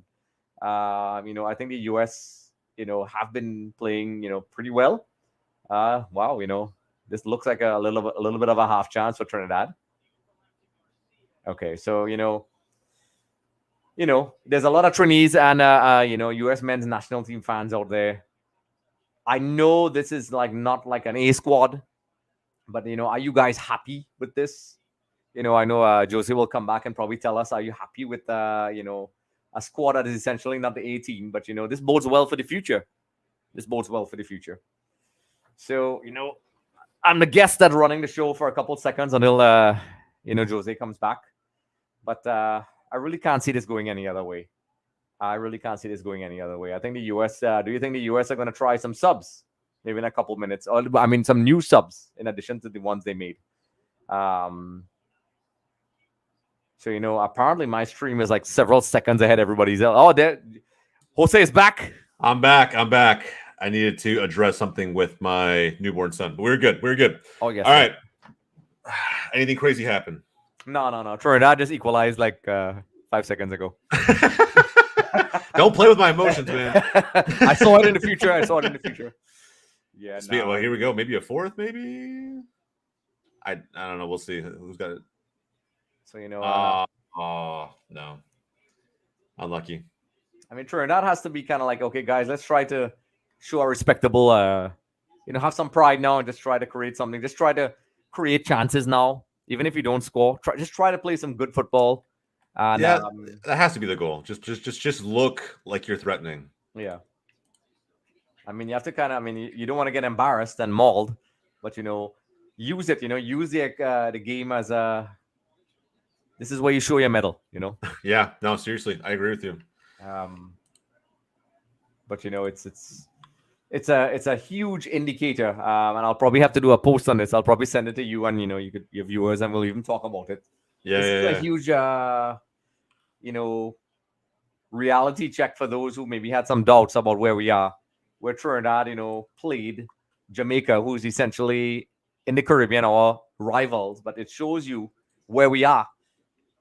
And it's a harsh reality. I mean, even if we do by some miracle come back and get a 3-3, I will still say that it's still a very flawed team that needs a lot of work. And by extension, I speak about this in another podcast with Terry Fennick, who's a former England international who played against Maradona. He was one of the guys who got, unfortunately scorched by Diego. And I mentioned Who did it? all the time. If we're being honest. Yeah, I mean the entire English team, to be honest, were the Three Lions were on the floor. But we have fun talking about it. But we always try to speak in an honest way about Trinidad and Tobago football. Yes, money is an issue. Corruption has hurt us, but we've seen smaller islands progress, and this is just a real barometer, if you want, for where we are. This is where Trinidad and Tobago football is. Yeah. So if this result holds, which it realistically it should. So with the Trinidad had what 3 points total from this tournament so far. Then 3rd place in 3 points. Yeah, not the strongest indicator of success in a tournament like this. I don't know, man. I think in all honesty, you wanted it. I think that the true barometer for Trinidad would have been the Jamaica game. Yeah, that's where you really wanted to see a very close, gritty match, chances on both sides, and Trinidad just making it a real game. 3 goals in the first half made it very, very difficult. Yeah, and it's going to ask the technical committee for Trinidad and Tobago is going to have to make some decisions, because there was a lot of investment in this team by our standards. Yeah, it's not perfect. I want to see Canada's first team versus this Jamaica. Yeah, I think so. That's a good team. Yeah, that's a good call out, actually. I mean, look, Canada doesn't have too much. They have, I will say this, and maybe this is a bold statement, Andre, I'm not sure. I'm a firm believer that the U.S. men's national team has never had the only country in CONCACAF, at least with the big 3, that have never had a world-class star. Like truly world-class. I now would say Alphonso Davies is that for Canada. Jonathan David's not there yet.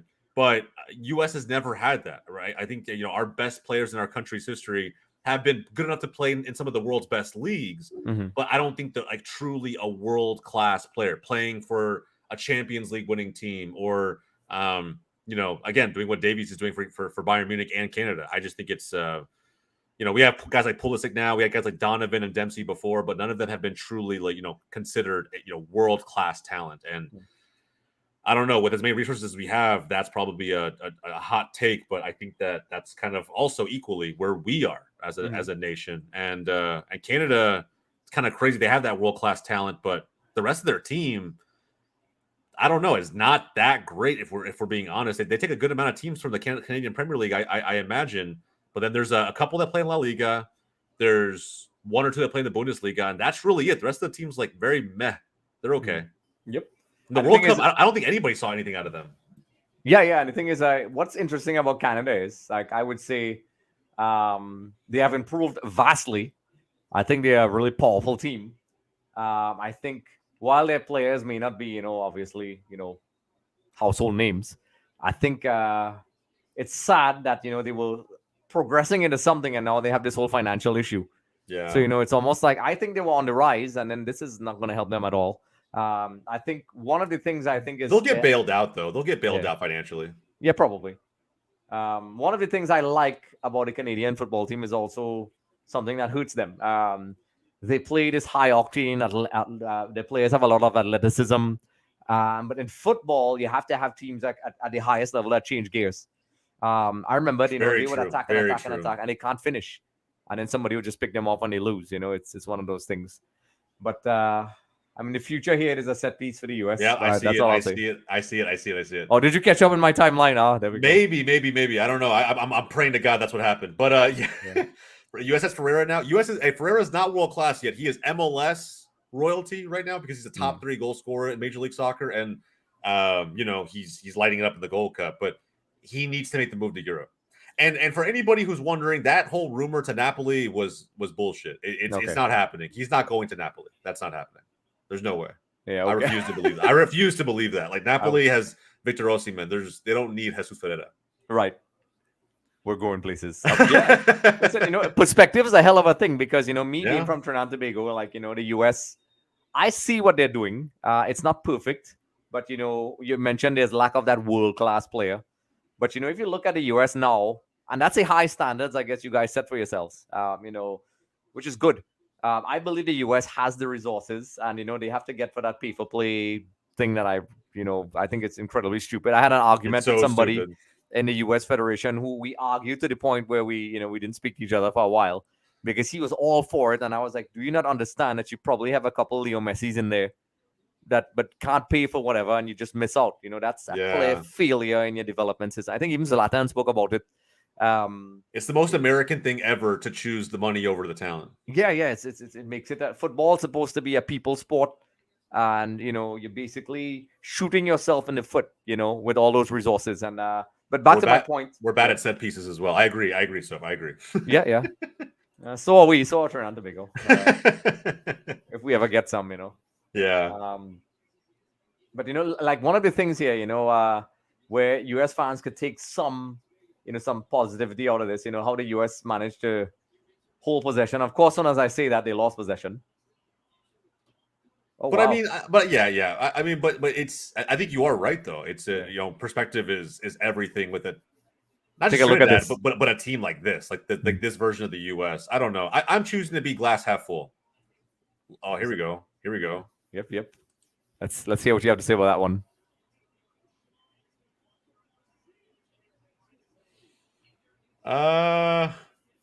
Better. Yeah. Better. Yeah. And the thing is, Garcia is threatening though. Garcia is legitimately a threat. I think so. I think he doesn't have much help up top, but he is legitimately a threat. So I'll tell you this: Levi is our best player. He is that good. I'm not just saying it because I'm a trainee and I'm hyping one of my boys. How old is he? I think he's probably about 24, 25. Maybe. Oh wow, yeah, that's a good age. Yeah. I could be wrong, but he's definitely in his early 20s. He started really young. He went to AZ Alkmaar. That's his first move, and that's pretty good for a trainee. That is a good spot. He started off okay, and then he kind of moved around a little bit, and then he's doing really well in AEK Athens right now. Okay. His ability to take on players is great, but in this, you're not seeing the best of him because of the way we're playing and the opposition we're playing. But he's just your pragmatic approach. Your pragmatic approach, you limit any touches your forwards can have. You just do. Yep. I mean, you really are banking on just something crazy to happen to the back line, and they just break through somehow. Yeah, it's like Uruguay. You have players like Suarez and Cavani, but because of how Tavares used to play, those guys would just you would not see their danger because sometimes that's just how you have to play. You play with the players you have. But it was even the case in this last World Cup. How many pundits had Uruguay moving forward with almost like a dark horse team, a team that could have really ruffled some feathers and made some waves in this tournament, and they just didn't at all. Uruguay is, if you're a Uruguay fan, is tremendously frustrating because they do have some really talented players. Very talented. I think the last time we really saw a Uruguay that played close to their potential was 2010. Diego Forlan was still playing. But, Uruguay is frustrating. But you can see the U.S. slowly kind of creating chances again. Yeah. The Trinidad is they had a little blitz, but now they're back in their first. And, Trinidad can't. And this is kudos to the US. They can't really control the middle at all. Like there's the ability to kind of knock some passes together. Maybe that composure. The reliance on the counterattack, which is one of my criticisms over the years. Yeah. Our thing is, get it to the attacking wide players and try to take on the wing backs. But we need to have some more, dynamism in our game. And a lot of people have called it out. Yeah, Zendejas reminds me of Velasco. I agree. Actually, Zendejas actually is not number 17 for the U.S. Not that I don't know. I'm also critical of Zendejas. I think he's kind of an overhyped player because of where he comes from. He plays in Mexico for the biggest club in Mexico. I think because of that, he's so used to being a talked about name. But in this tournament alone, he's done next to nothing. Zendejas has a lot of potential, and I can see the comparison to Velasco. And he also agrees with you on Forlan in 2010. I think nobody saw Uruguay doing what they did in 2010. Forlan almost carried that team on his back in ways that it was almost James Rodriguez-esque for Colombia in 2014. Where they went deep just solely because of his individual effort. So I mean, the thing I'm liking about this US team right now is that if you're a coach, you have to kind of like what you're seeing. They're just kind of playing really smart. They're not just attacking for the sake of And Cade Cowell's about to come in. Okay, I just saw something in the future, so I'll stay quiet. But I like. There's a lot of maturity I'm seeing in the US team here. I mean, you're winning 3-0. A lot of teams, as we've seen in the last World Cup, games could change really quickly. And while essentially the US team is much stronger than Trinidad and Tobago. Ferrer needs to make that. He needs to make that. Yeah, but anyway, I saw what you saw. He needs to score that. That I'm sorry, but I think that's what US fans are talking about when they gripe about his play sometimes is now it was a fast ball. Don't get me wrong. I mean, Jones whipped that ball in, but you need to, as a striker, someone who plays the number 9 for a nation this big, you have to put it away. Yeah. Or at least put it on frame, force the keeper to save that. But you can get some shut off or something. Yeah, I don't know.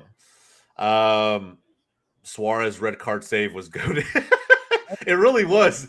It really was. I remember him. I guarantee you, he was happy and all smiles walking back into that locker room, knowing that the Ghanaian missed the penalty kick.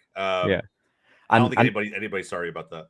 And that shows you, we spoke about this earlier, the difference in tactics and perspectives. There are some people who would frown upon it, but, he found a clever way to get the result. I like it. I don't have an issue. Yeah. And I think that even so this is actually interesting, right? Because a couple of weeks ago, Giorgio Chiellini did an interview and because it was like the memory, the day of when Suarez bit him on the shoulder during the 2010 World Cup. Oh, yeah. And they asked Chiellini if he had any hard feelings about that or if he just thought of Luis Suarez differently. And he said, no. I was like, his exact words were, I'm a cheeky bastard too. And that's the way that I play. And like, he respects it. He's like, there are players in this world who will do anything to win. And sometimes, it's viewed in certain ways by to be non-sporting behavior or whatever it may be. But I think for others out there who have played this game a long time or who come from places like us, it's just, you play to win. And sometimes your emotions take over and that's that. But it's not anything you hold a grudge against someone for. Correct. It's some people will see it as, you being a villain and crafty. But, I think it's, it's a thin line, but I have no issue with it. Yeah. I don't know. Of course, you have to get suspended for things like that, right? I mean, it is you still bit someone at the end of the day. You have to get punished. Make no mistake, folks. I'm not saying you should go bite people. Don't do that. That's not cool, especially. Wow, you saw that shot, right? Yeah, I wanted you to get up with my timeline. Yeah. So Gomez came in. Do we feel better about what Trinidad's been able to create now with some of the adjustments they've made? I think. It's showing that they can create chances. You can force some opportunities. The question will be posed to Trinidad once again. Why didn't they do that? Because there's a school of thought in Trinidad. Yes, while we should be attacking, should be defending, of course, that, we have the characteristics to play attacking football. Yeah, and you do 100%. And we have the players to do it, and we should play attacking football and try to control the game a little bit more rather than just say, what. Like I said, I'm from both schools. I understand if you have to lock things down, but in terms of our long-term development, try to really play that because we have the players that can. And the problem is we usually kind of have this extreme from defense to offense. I think you should keep it simple.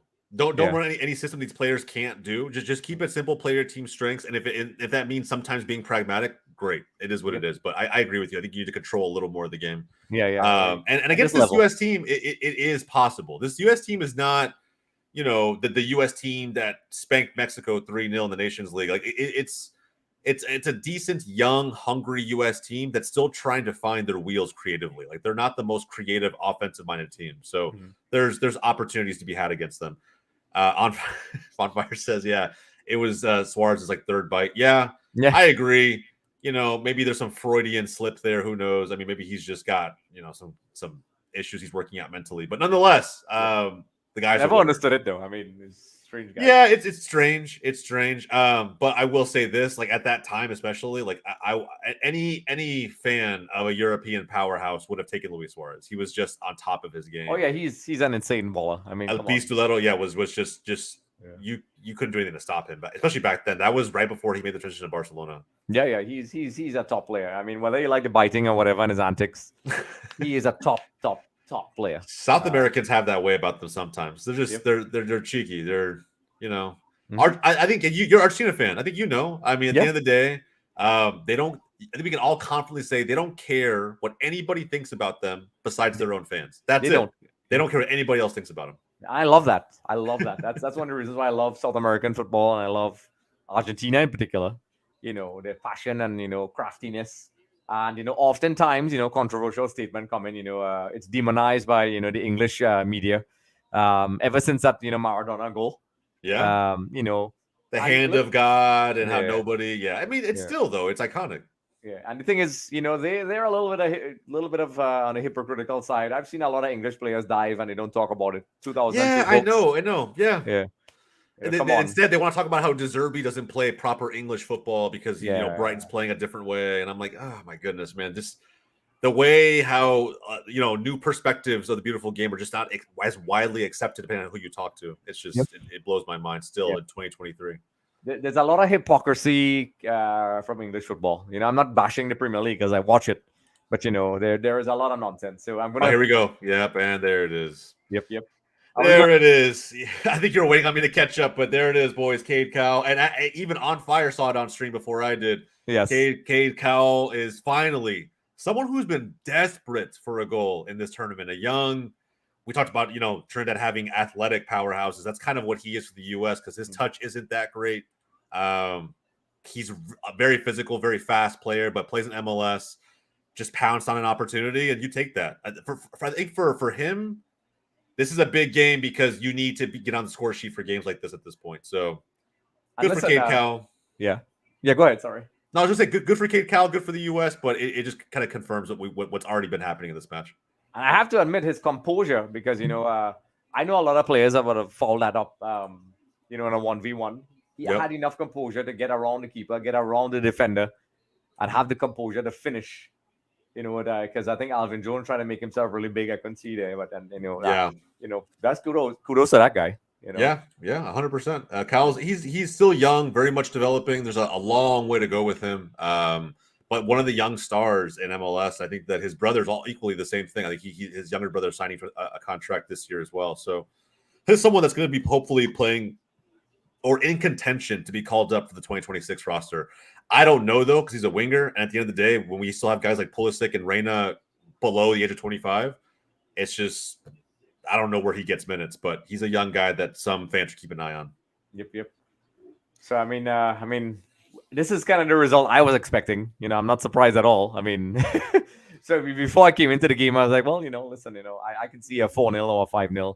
It's not me being unpatriotic. I'm being real with my team, Yeah. You have to be honest about yourself sometimes. But I love if we defeated the US, of course. But this looks, it's what I expected. Yeah, and I mean to be fair, it doesn't have to be a defeat the U.S. moment. Because again, the year 2018 when the U.S. didn't qualify for the World Cup, it was a draw. Yeah, and it was just it felt like a loss in every way, shape, or form. And people made it seem so simple. Oh, just go down to Trinidad and get a victory. That's it. That's all we got to do. Yeah, and sure enough, right? And so this game being played on American soil. For the Gold Cup, much different scenario, I think, than what CONCACAF typically presents in terms of obstacles to the big nations. It's easy, I think, to win here. So, but this version of the Trinidad team, it does leave a little bit to be desired. Yeah. There's unfortunately, the questions will be asked after this game because Trinidadians are notoriously, I mean, to be fair, any country, but there's a lot of people who kind of gave up on Trinidad and Tobago football because of the corruption and where we're at right now.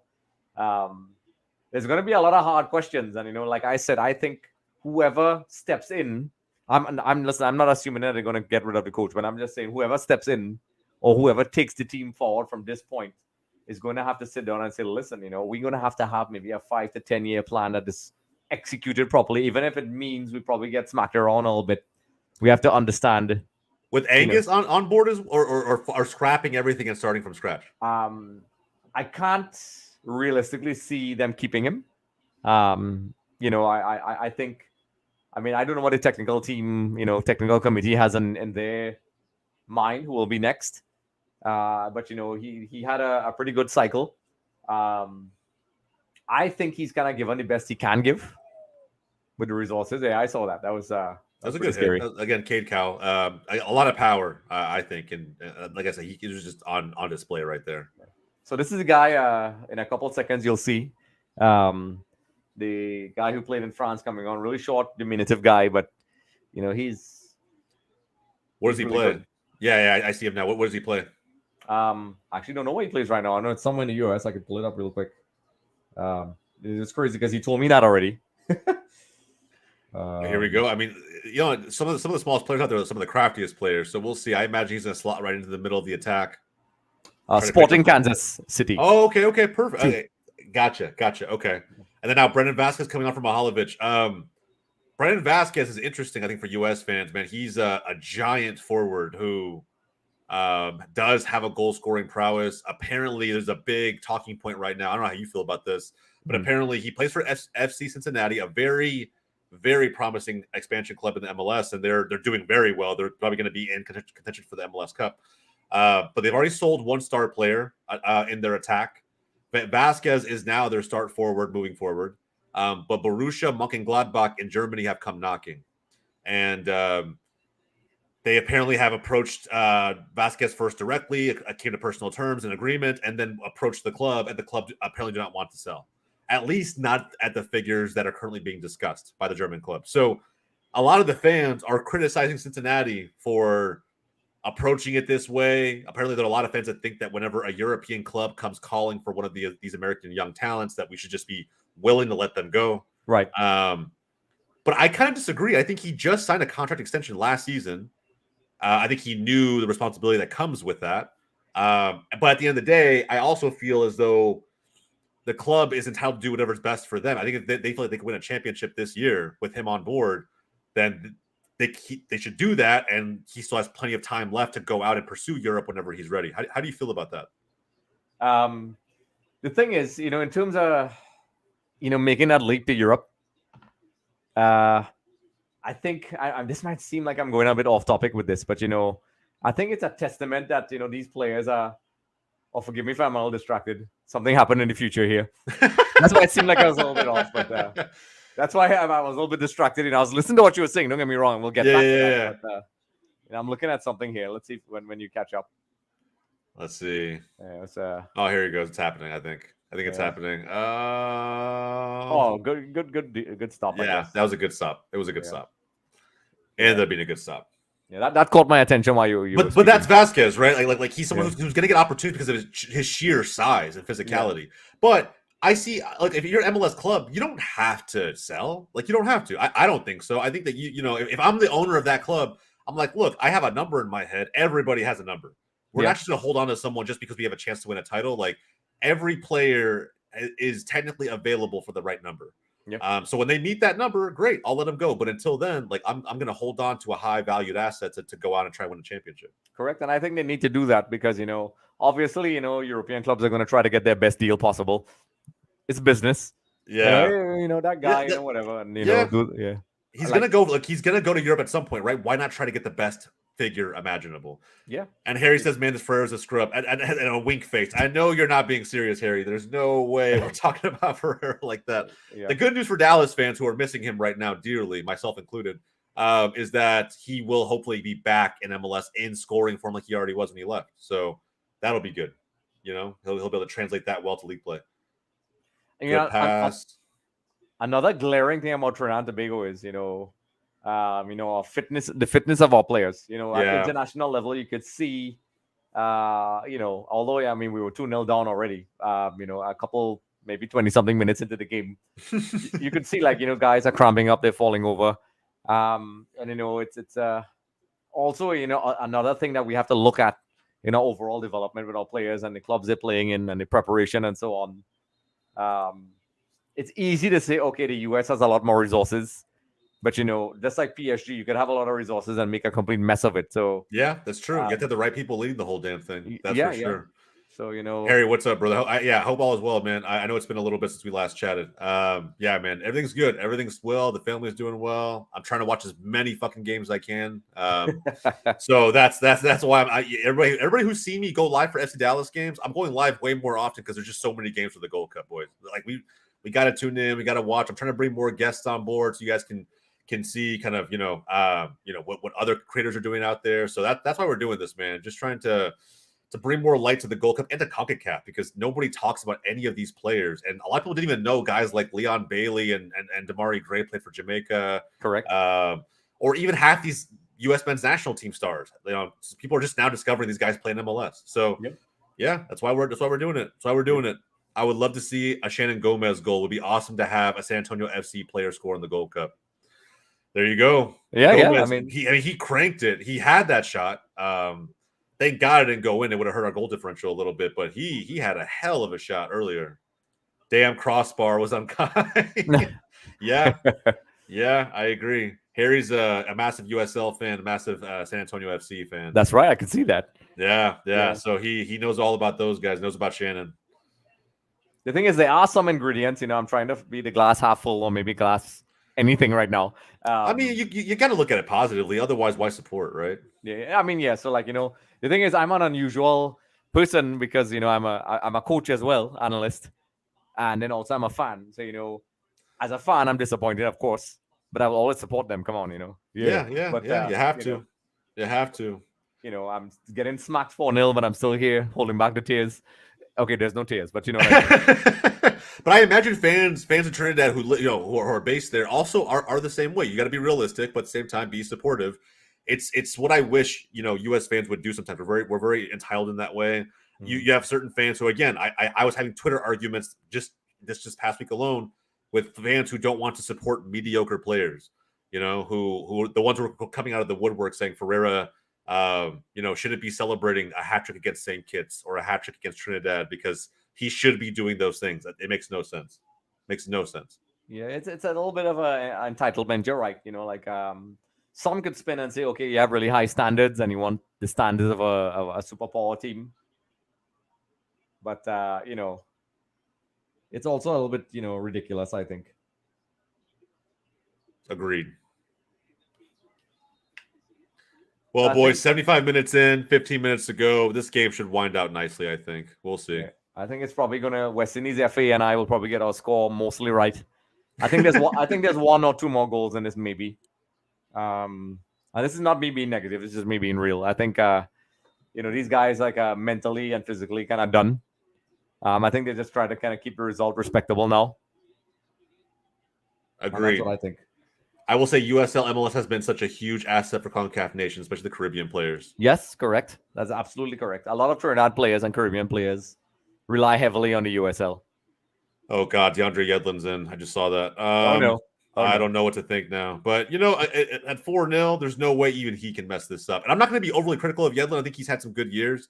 He's just not, in my opinion, as valuable to this team anymore. He's just not. Unlucky with that. Maybe he concedes 4 own goals, and let's go crazy, folks. They would fly him back home immediately after this match if that were to happen. Come on, Yedlin. Anyway, I'm not gonna wish that on any player. I'm not gonna wish on it. Jamaica 5-0, so they are finally cut into the goal differential. Yeah. Yeah. So what is it now? What's the table look like? Let me check really quick.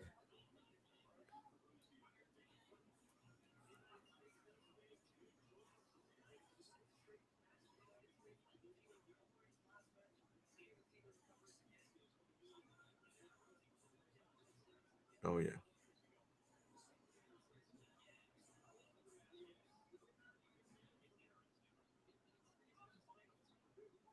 I'm trying to pull it up on mine, and it's freezing for some reason. Yeah, I mean, I don't think mine's not updated. It's fine. I'll look after this game. Mine's not updated for some reason though. I'm looking up one football. The system has crashed. I interfered with the timeline, and now it's gone. I'm just trying to see the table, but it will not let me. +2 USA. Okay, there we go. Harry's got it. He's on top of it. Our statistician. Yes. So if USA did give up a goal, it would be technically exciting. Well, maybe Shannon Gomez will be the hero. We'll see. Okay, so something happened in the future once again, folks. I'm gonna let you all guess what took place. I have a feeling. Yeah. And Busio. There it is. All right. You know what? For a man who's been trying to score all day and almost took the penalty kick off of Jesus Ferreira, he finally gets his goal. Yes. So I guess they'll be sharing drinks afterwards. Yeah, I guess. Maybe he'll be happy now. Won't be throwing a fit in the locker room. You're like, I wanted that penalty and whatever. Yeah, which I don't understand. I don't understand. But Andre, I will say this, man. You were right. Yep. Unfortunately, I was right. Yeah. Yeah. Unfortunately, you were spot on with your prediction, sir. It is what it is. But as a U.S. fan, we take it 5-0. This is what everybody expected to begin with. At this point, I think as a U.S. fan, we're probably waiting to see what this team looks like against Mexico or Canada. Yeah. And maybe even going as far as wanting a rematch against Jamaica, because I'll be honest, I think the 1 point that we earned felt more like a win. Was he off? Well, I don't want to spoil it for you in the future. Should I? No, it's good. It's good. Okay. I was like, it's good, folks. Yeah. I was like, I don't know, but yeah. I saw they were looking at it. I mean, he kind of was skeptical to fully celebrate, but I would have been too. I hate that about VAR in this day and age, is that you can't even really celebrate without being 100% sure. Yeah, during the World Cup, I almost died because every goal, especially after that first Argentina game where they disallowed 4 goals. Oh, I know. The Saudi Arabia game was just horrible to watch. I got up early for that one too. Yeah, I spoke to some guys who work around the technical committee, and they realized, of course, after the fact, that they were kind of ridiculous with some of the offside calls, and they made some adjustments because the technology was too good, and they were calling offside calls for things that you would never call in a game without VAR. Like you would never see it. It almost like just disrupts the whole flow of the actual match. I don't know. It was weird. Yeah, and the extra time was too efficient. Like minimum every game there was like 10 minutes. Yeah. It's pretty much. I think like that Netherlands-Argentina game would not have ended the way it did if it had all that extra time. Good save by Turner. Yeah. I mean, chances being created still, nonetheless. Yep. And I guess that's the things you have to look at when you're analyzing the game. Yes, you have to look at the negatives, but also against one of the top teams in CONCACAF, creating chances. Glass is half full, I guess. Oh, yeah. 3/4 full. You have to look at it that way. Yeah. And build. I mean, it is what it is. You just have to be real. I know exactly what all the Trinidadian newspapers are going to say. We have this thing where we always make this statement, okay, it was a learning experience. And, a lot of people counter that by saying, we learned so much, we should be geniuses by now with all those losses. But, we'll see. We'll see. Yeah. We'll definitely see. Yeah, I think there's possibly one more in this, which will be good for the US just for confidence and so on.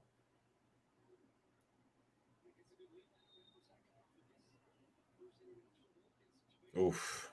We'll see. Look, I mean, like, there's still technically chances. Look, what's scary about that as a U.S. fan, you have Matt Miazga and Brendan Vasquez, both players over 6 foot, losing that aerial battle to one Trinidadian player.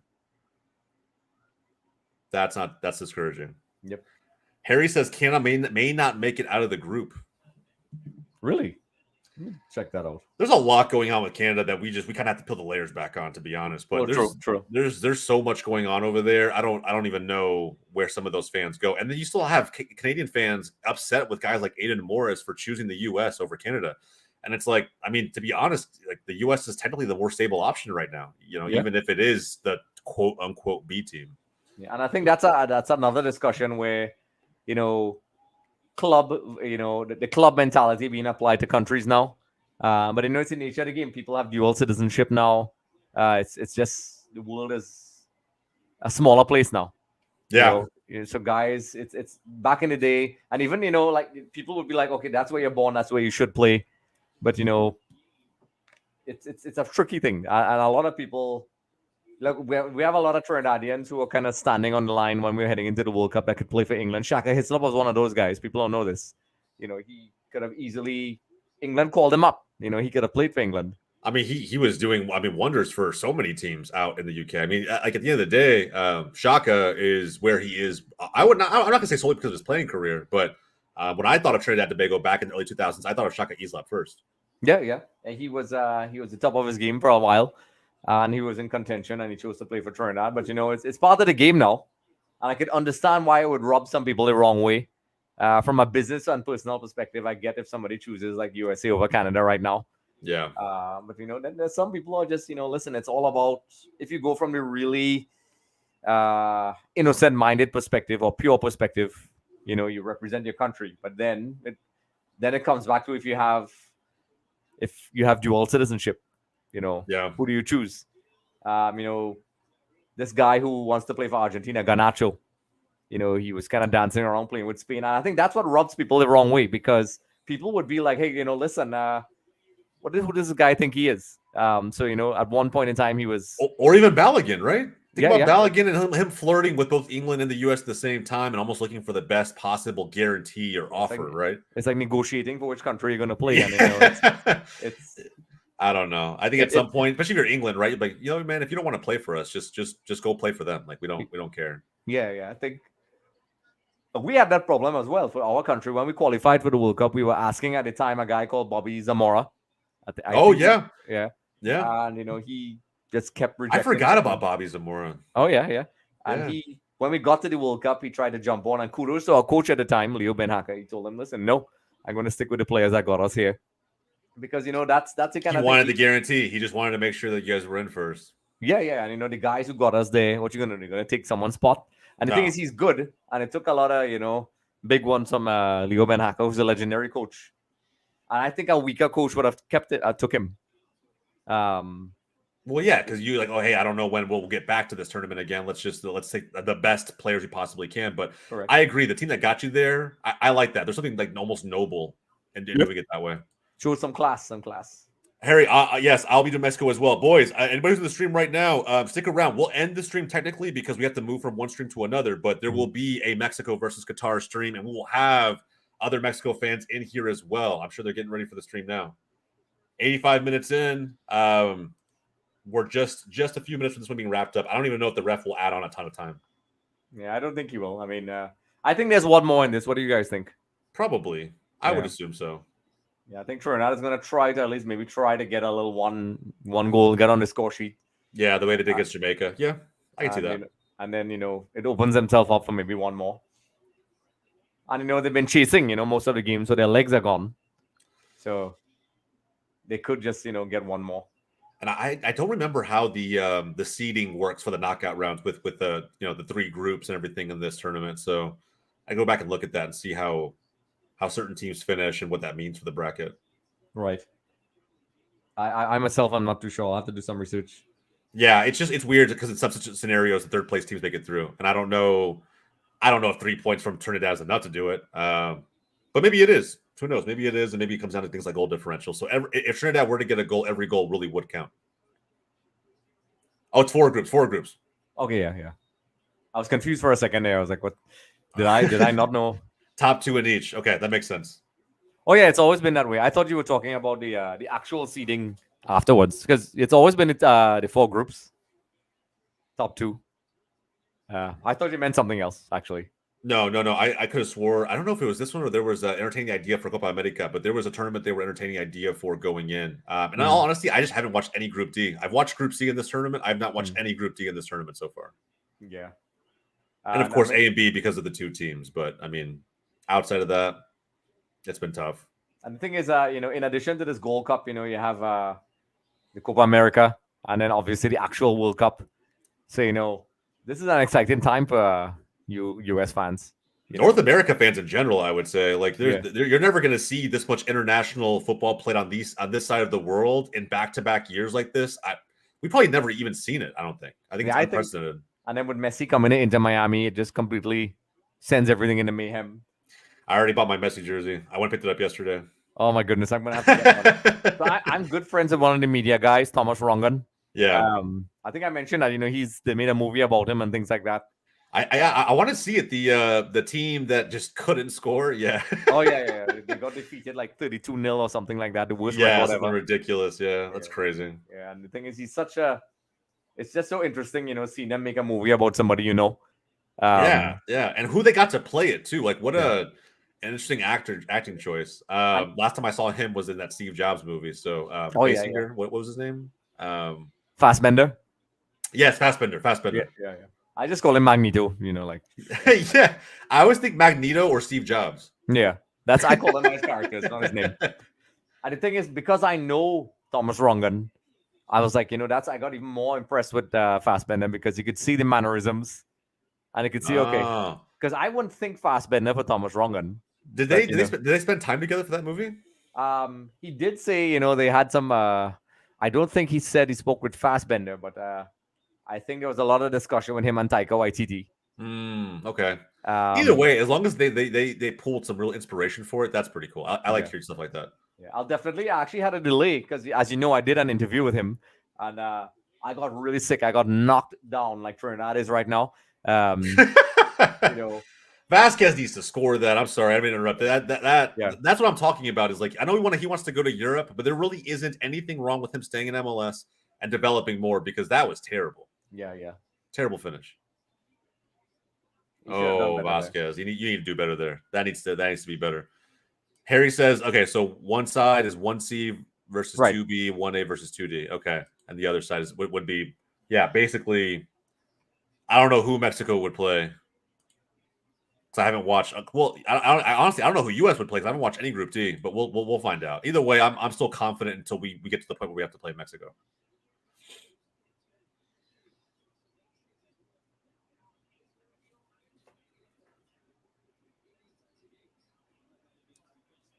Well, we'll turn out get one goal. I think 5 minutes extra. I guess it makes sense with the VAR. I think there was that was in the first half. I think it's. I don't know. I don't know what they were. No, in the second half they did have like a small stoppage for a VAR check. I thought he was offside on that one, but he wasn't. I don't know. Maybe the refs just doing it by the book. And then there was a couple times players were kind of injured, rolling around a couple times, so that can eat up some minutes, maybe.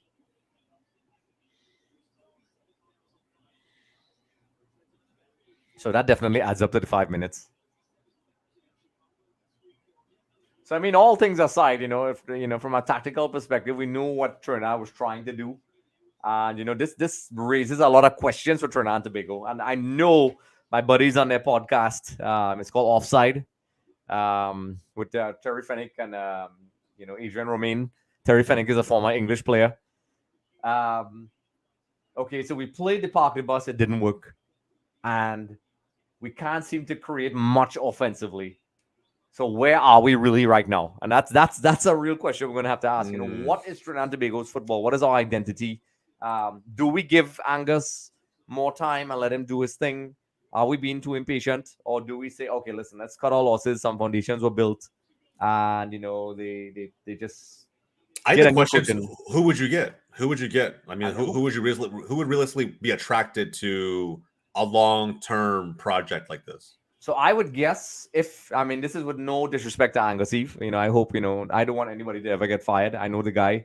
But let's say for the sake of argument, they decide to go in a different direction. Me as a Trinidad and Tobago fan, I think they want, because of our budget as well, that limits us a lot. Unless, maybe a Thomas Rongan comes down and tries to help us. Yeah. But, Stephen Hart, he was our last really successful coach. I think got us playing really good football for a pretty decent amount. I think he had us punching above our weight and really playing good football. Yeah. Discovered a lot of good players. And, I don't think he's not with the Halifax Wanderers anymore. So he's available. I would go for Stephen Hart to bring him back. I mean, there was a little bit of a contentious issue why he left. There's always salary issues and things with the Trinidad and Tobago Football Association. But, hopefully with the normalization committee, I think he's well loved by Trinidad and Tobago. He's very savvy with the press. He has that confidence, but he has that humility as well, which helped. It endeared him to a lot of the players and fans. And he got us playing decent football. I actually think, and this is a very bold statement, if the administration at the time kept him around for the 2018 campaign, I think we'd have gotten to the World Cup. Yeah. I'm very sure that was one of the most horrible hexes ever I've seen in my life. I think Mexico was awful, USA were awful. Yeah, it was a weird one for everybody. I think we could have grounded out some results, but he got fired by a change in administration. It is what it is. Ooh, good hit by Busto. All right, just end this game, boys. Come on, man. We need so Harry did say U.S. could play any of Guadeloupe, Guatemala, or Canada, but it's wide open, and then Mexico's likely to play the winner of Martinique and Costa Rica. It'll be an interesting way to see how it all pans out. Yeah, great save by the keeper, by the way. So I saw something in the future once more. There's more in the future. Oh, here we go. Jose. There's more. When you catch up, I'll have my comments. Well, we're already attacking, so I assume it's us. Here goes Vasquez. There it is. There it is, boys. So James and I said it was going to be 5 or 6, and we don't get any joy saying this, but we were right, I guess. You were right. You're right. No joy comes to that piece of it all, but and I'm going to say something a bit inflammatory for Trinidadian fans. So we had Terry Fennick as the coach during the pandemic, and he was heavily criticized, I think unfairly, because we took on the U.S. men's national team with a team that was put together from scratch because we were in a total mess. Yeah. All on lockdown. A lot of those players were like kind of unknown guys. And we lost 7-0. And people were like, what a crazy guy. Why would he do this? Why would you go play the U.S.? It's demoralizing. And valid, I guess. Yeah, fair. There's 2 ways to look at it. But he was heavily criticized, and it was so terrible. And they took shots at him. And then statistically, if you look at the last 2 times we played the U.S., I think we lost both times. I think it was 6-0. I could be wrong. Folks in the comment section below, you could just let me know. Verify that with your quick Google searches. But definitely by 5-0 or more goal margins. But the key difference for me is one coach had way more time to prepare versus the other coach. And, I felt as if a coach who lost 1 game in 4. But what hurt Terry in the end was he didn't qualify us out of the early stages of the World Cup qualifiers. So this was brutal. It was 6-0. 6-0 final score, boys. Final bell, 6-0. It is what it is, Andre. I would say I'm sorry, but I'm not. U.S. national team 6-0. We needed this. And look, man, we'll see who we play in the next round. I think it'll be interesting. But I wanted to see Vasquez score. Ferrer got a hat trick. As a Dallas fan, I'm not mad at that. So all in all, good result. The haters will hate, but we move. The hater rate. So as a Trinidadian fan, folks, this was great. This was the first time. I'll just have to coordinate my screens a little bit better next time. Absolutely, yeah, for sure. You won't be seeing my files behind rather than my cool studio. It's just annoying. But the result went how we thought it was going to go. There's going to be a lot of typical banter in Trinidad and Tobago. A lot of people say we talk a lot and we end up doing the same thing. And insanity is doing the same thing over and over and expecting the same results. Blah blah blah. All that generic stuff. Everybody's going to say what we should do. Go back to development, whatever, and Yeah. This Trinidad and Tobago and the people involved are going to have to look at themselves really hard now and say, listen, what are we doing? And, if we continue what we're doing now, it's always going to be like this. It's not going to change. I feel sorry for the players because I know a lot of these guys, some of them are really good, but, the setup is letting them down. And, even the coaches to an extent I would defend them because they have to work uphill with some lack of resources. So, and this result makes sense. It's not just on the field. I think we were defeated a long time ago. And, people are trying. They are good people. I know them personally that are trying. But that's not good enough. We need to really sit down and, respectfully try to get things done. So, congratulations to the U.S. once again. I think, they have a good shot of winning this tournament with this young team. We have Jamaica in there and so on. But I like what I saw. And I think this should be exciting for U.S. fans. Yeah. That's what I think. A plus 12 goal differential should be exciting. And look, I think that we would expect that from the senior team, and the fact that this quote unquote B team was the one to do it, it should make every US fan feel better about it. So all in all, first place in the group, Jamaica gets second. We'll see how the quarterfinals play out when those are ready. But everybody, look, for everybody who stuck around to the end of the stream, appreciate you. There's still a few folks in here. For anybody who still wants to keep watching along, we are going to end this stream here in just a second. We will do a Mexico versus Qatar stream starting in 15 minutes from right now. So 8:20 p.m. Central Time. The match goes live at 8:30 p.m. Central Time.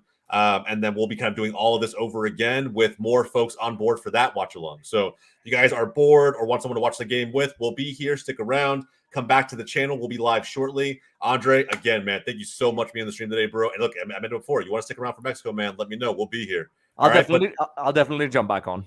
I love it, bro. I love it, man. All right, guys. Well, look, stick around, stay on the channel. I'm going to end it now, but we'll be back in just a short time frame for the next game. Stay tuned. We'll be back soon. All right. Give us 1 second.